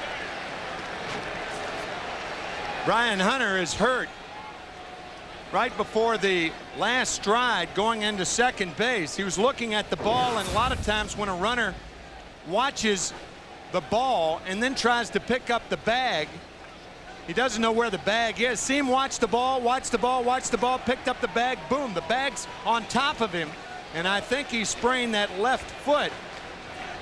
See, going from the ball to the bag, you don't know exactly where the bag is.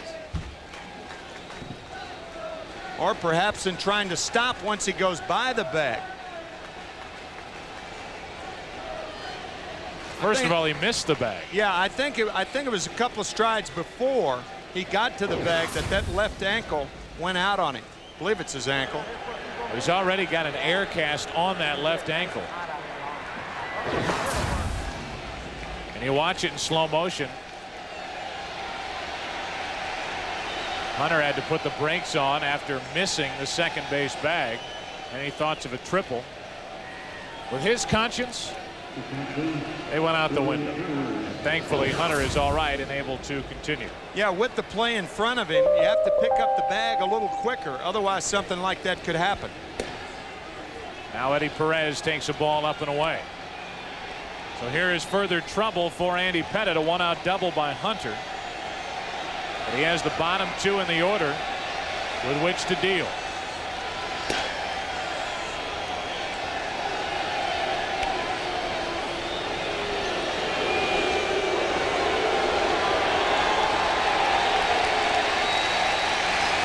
Two balls, no strikes on Perez. Runner at second, 1 out. 2-1. Jason Grimsley up and throwing now for the Yankees. Again, I would not think Joe Torre would wait very long if the Braves get another hit to take Andy out of the game. The opposite way and a base hit for Perez. They will hold Hunter at third. And it's first and third with only one out. Eddie Perez is 3 for 3.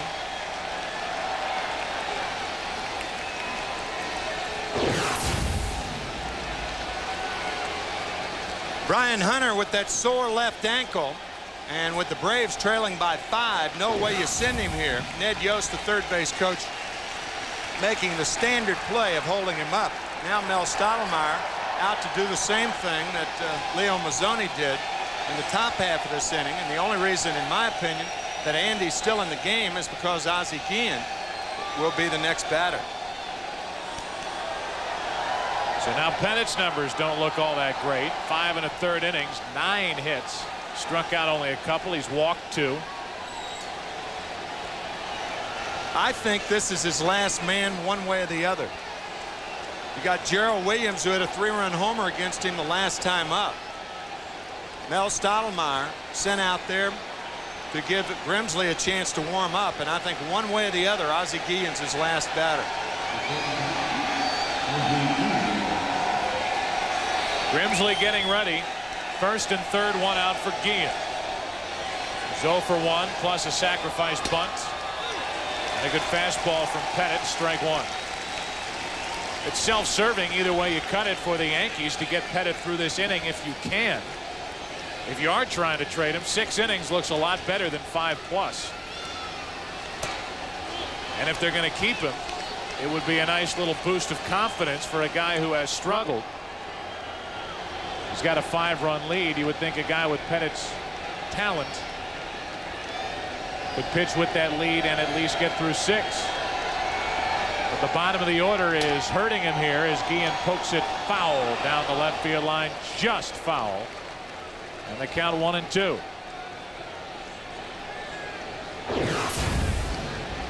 Now this is where Guillen's going to hit the ball. With Andy Pettit throwing the ball on the outside part of the plate, Ozzie Guillen, okay, that ball is closer to being fair than I thought.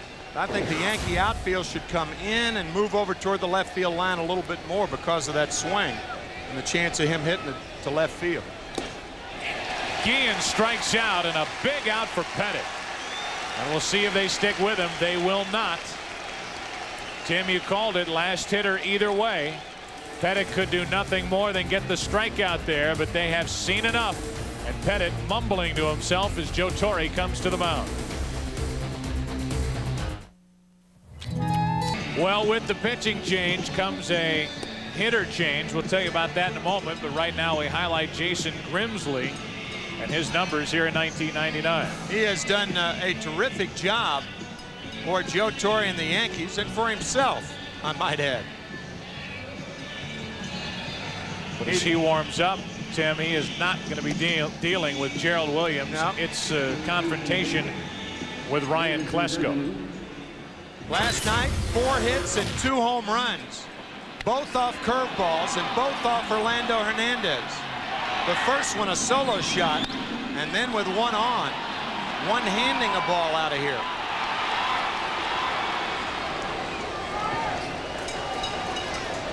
Your point is well taken, Joe. Do you leave Andy Pettit in there to pitch to Gerald Williams, or do you bring in Grimsley to pitch to Klesko?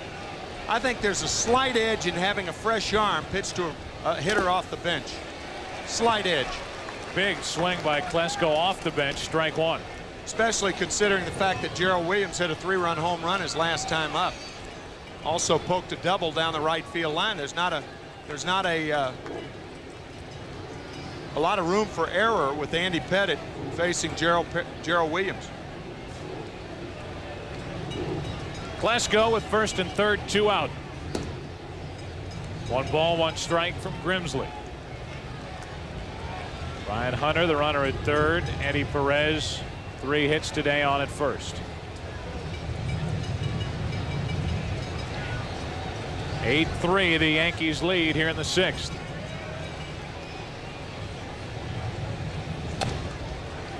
Strike 2.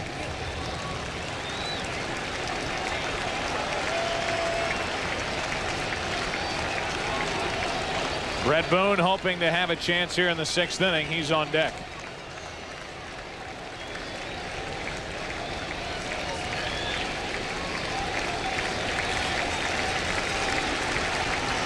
Plesko could make it a game again with a long ball. Good work by Grimsley. Comes in, strikes out Plesko. And the Braves leave a couple. They've left 7. Bottom of the 6th inning. Yankees bat. They're in charge, leading 8-3. Plesko takes over in left field. And we go back to work in the bottom of the 6th inning. Sold out Yankee Stadium, and they've had some fun here today. The Yankees coming up with 5 in the 5th. They lead it 8-3. Chuck Knobloch, who's been a big part of the action, will lead off. He's walked and scored and hit a 2-run home run.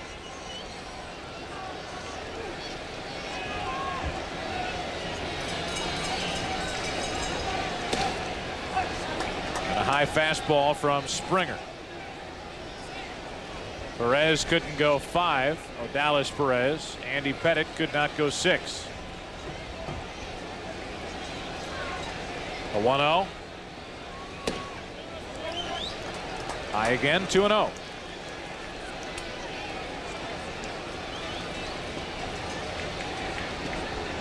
Those little kids, I'm sure, in awe of Derek Jeter, who talks to them as he gets ready in the on-deck circle. 3-0 as Springer can't get it down. Little photograph session on the sidelines. Can you imagine that happening in a hockey game, a basketball game, or a football game? Pardon me, Michael. Michael Jordan, pardon me. Before you shoot that free throw, little shot, you want to pose for me? Ball 4 on 4 straight from Springer. And that's the way we start the bottom of the 6th inning. It's time for today's American General Season to Remember question. Prior to 1991, what year did the Braves win their last division title? The answer, 1982. You gotta watch. Oh, you have something on? You never know. I'm thinking of putting something on. The thing is, once you don't watch, they know nothing's on. You know what I mean? 1982 as he talks it over with Rick Mailer. For Joe Torre, he was the manager. For Joe Torre and the Atlanta Braves, it was a season to remember. Joe's Atlanta Braves losing 3 in a row to the St. Louis Cardinals, and the Cardinals taking the Milwaukee Brewers to 7 games to win a world championship under Whitey Herzog. Derek Jeter now 1 out of 3 today. There's a strike from Springer, 0-1.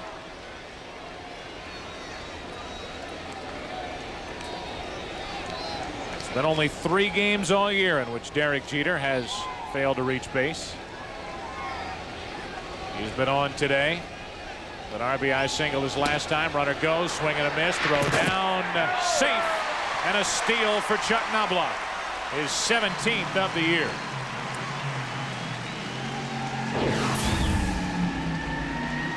Eddie Perez does what he can. Knobloch with a great jump. That's one of the problems, by the way, with those masks. If they're not bound tightly, those things swing to the right, and it can be a real problem in throwing. A quick tag by Guillen, but Chuck's right foot was there. Maybe. Yeah, I thought the left foot hit initially, but the left foot was over the bag, and the trail foot come back and make the play. That was a lot closer than I thought. Here comes the 1-2 pitch to Jeter. Missing up and away. Another look at that play. Watch how the left leg goes over the bag when the tag is made. No, I think the right foot was in there. Runner at second, nobody out. The 2-2 pitch. Pretty close. And you can hear second base umpire Larry McCoy give that no call. They came close to picking off Chuck Knobloch back at second. You don't often see that in a game where a team is trailing by 5 runs in the middle innings. Working a play like that, teams are more inclined to play it straight up. I think the point being, Joe, that the Atlanta Braves, the way their guys are swinging the bats coming from behind last night, they realized that maybe even 5 runs over 3 innings is not too much of a lead.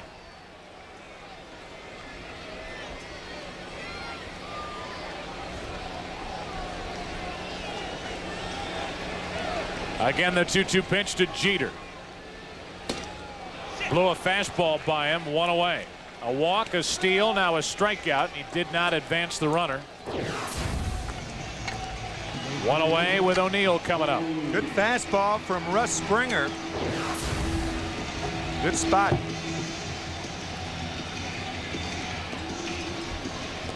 And now O'Neill, who has an RBI single and a run scored. He broke through against Odalis Perez after going 0 for his first 2. Came through for the Yankees in that 5-run fifth.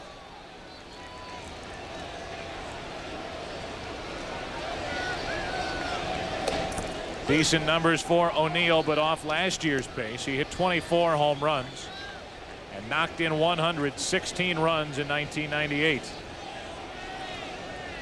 He has hit just 10 home runs.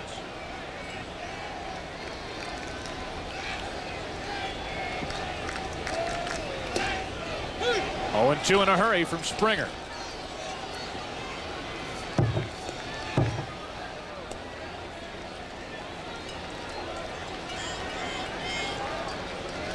Like our All-Star game shots.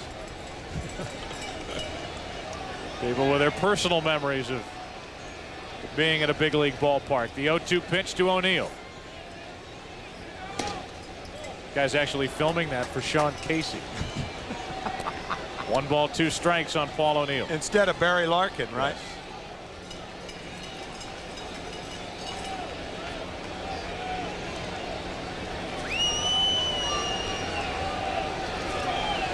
Springer trying to figure out a way to get O'Neill. One of the tougher outs in any lineup. Shortstop's out of position on ball 2, low and away, 2-2. They worked the daylight play once, and Russ Springer upset with himself at what might have happened when Guillen went behind Knobloch again, exposing the whole left side of the infield. Chipper Jones was all by his lonely. Little shake of the head by Bobby Cox. 2 balls, 2 strikes now on O'Neill.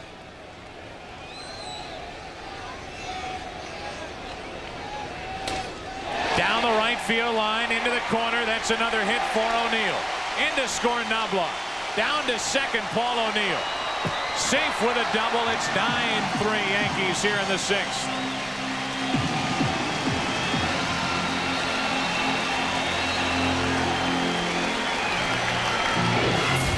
Paul O'Neill normally would slide into second base, that down and in area. Well, what a volatile area that is for left-handed batters. Unusual carom played by Jordan, but Paul O'Neill going in standing up. That's an odd way to go into second base. It could have been that little half shin guard on his right leg. I don't know why he didn't slide. A fastball strike to Chili Davis.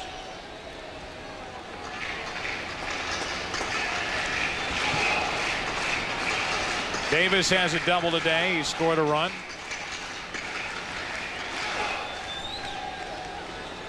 Tino Martinez getting ready in the dugout.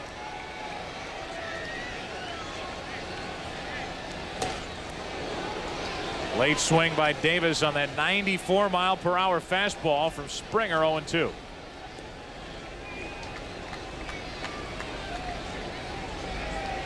Bernie Williams next, and then he saw Tino Martinez. Case this inning funnels down to Manto, first baseman. That's foul.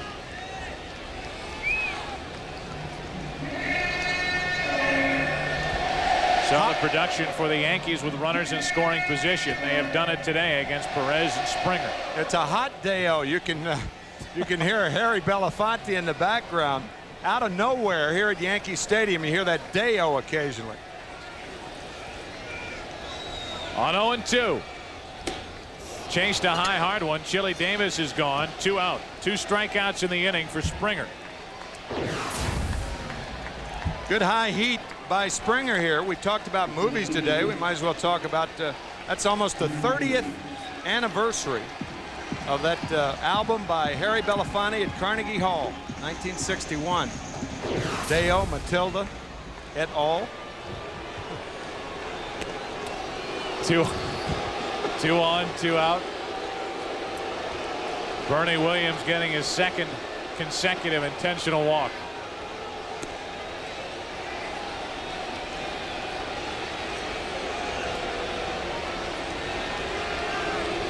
Jeff Manto is on deck, but we already showed you Tino Martinez, who was getting ready in the dugout. Tino's going to hop out of that dugout and hit in place of Manto.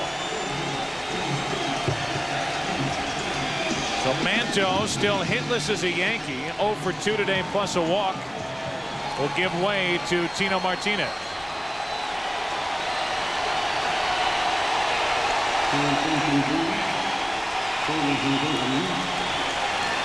And this crowd wants to see a crowning blow here in the 6th inning from their first baseman Tino, who has hit 14 home runs.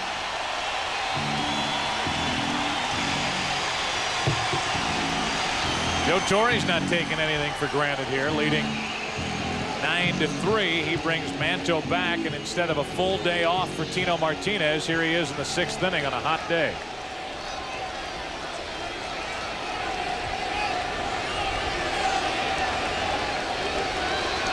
Torre already pinch hit Leday back in the 5th inning.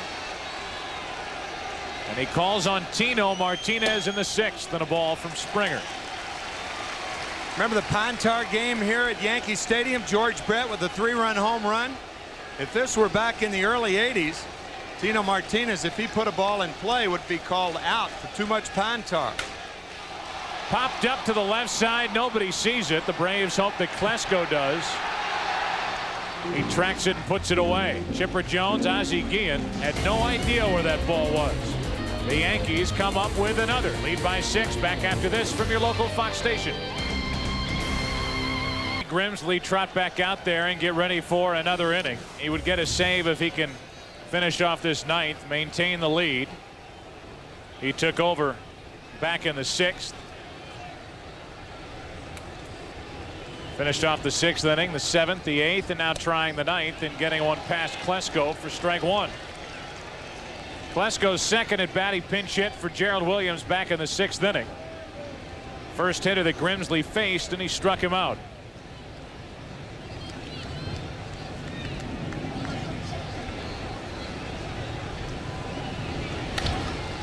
To the right side, what a play. Martinez feeds Grimsley to the bag, 1 out. Tino Martinez with a good play to his right.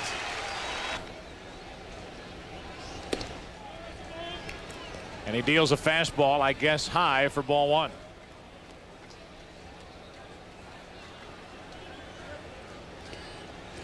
We're in the 9th inning, and the Braves, it looks like, will head out of here, taking 2 of 3 from the Yankees. As all the new series in baseball start tomorrow on a Sunday. 2-0 on Boone. Brett 1 out of 4.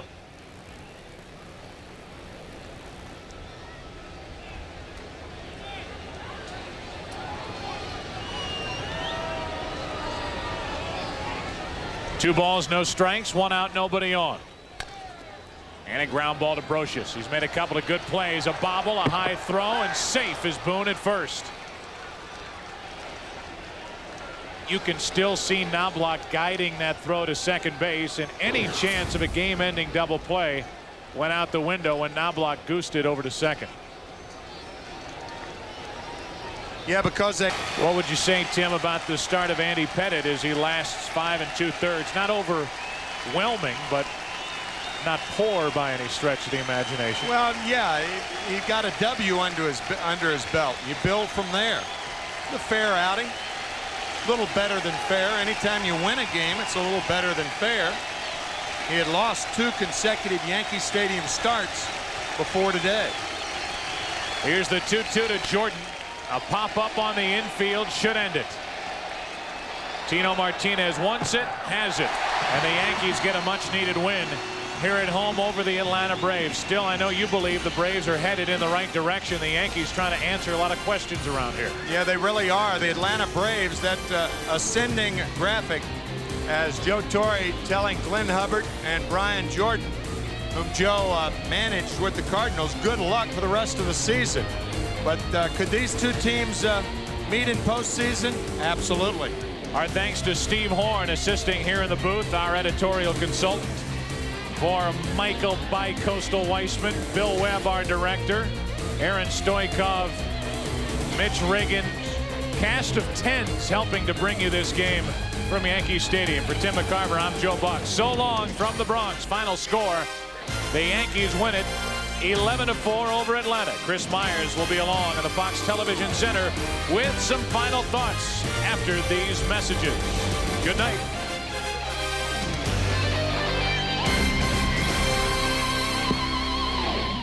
Knobloch, much maligned for his defense, got the Yankees going today with a 2-run homer against Odalis Perez and the Braves, and the Yankees held on to knock off Atlanta by the score of 11-4. Fox Saturday Baseball. Chris Myers with you, and welcome to the Fox Television Center here in Los Angeles. Appreciate you being with us. Let's bring you up to date on all the scores from around the day at the ballpark, including the one you just saw. The Yankees a winner. Andy Pettitte picks up the victory. Bernie Williams also homered for New York. They went extra innings. The Astros win it 3-2 on a bases-loaded 2-out walk. Todd Jones walking Derek Bell. Bagwell's homer tied it earlier. The Reds win in the bottom of the ninth on a Jeffrey Hamlin's homer. Larry Walker pinch hit 2-out 2-run homer in the ninth to tie. The Pirates slugged the Indians 12-7. Kevin Young and Al Martin each hit 2 home runs. Padres and Mariners just underway. Seattle with that 1-0 lead. It's the first day game at their new ballpark, and the Dodgers lead on a Devon White RBI over the Angels in the Freeway Series out in Southern California, 1-0 in the second. Rusty Greer and Jay Bell have homers. Texas leading the Diamondbacks. That's a 3-1 game in the third. The Giants and the A's, the battle for the Bay. They're scoreless now in the bottom of the second. The rookie Tim Hudson against Kurt Reeder in that one. Devil Rays and Mets, Tampa Bay up 3-0 over New York, and Oral Hershiser as they play in the bottom of the second. And Nomar Garciaparra has homered for the Red Sox, but the Phillies got 3 in the first off Portugal, and they hold a 3-2 lead as they play in the second. They had a little bit of rain, but the Twins, now that they've gotten going in Chicago, Minnesota on top of the Cubs by the score of 3-0. And the Marlins and the Blue Jays, that's a 1-1 game. The Marlins a Major League best in interleague play since they've started interleague play. And Major League Baseball on Fox next Saturday. Cubs and Mets, Padres and Astros in the early games. Others we'll see in the later games. Angels and Orioles, and the Cardinals with Mark McGwire up against the Colorado Rockies. Thanks for being with us on Saturday afternoon for Fox Baseball. I'm Chris Myers here in Los Angeles. Enjoy the rest of your weekend.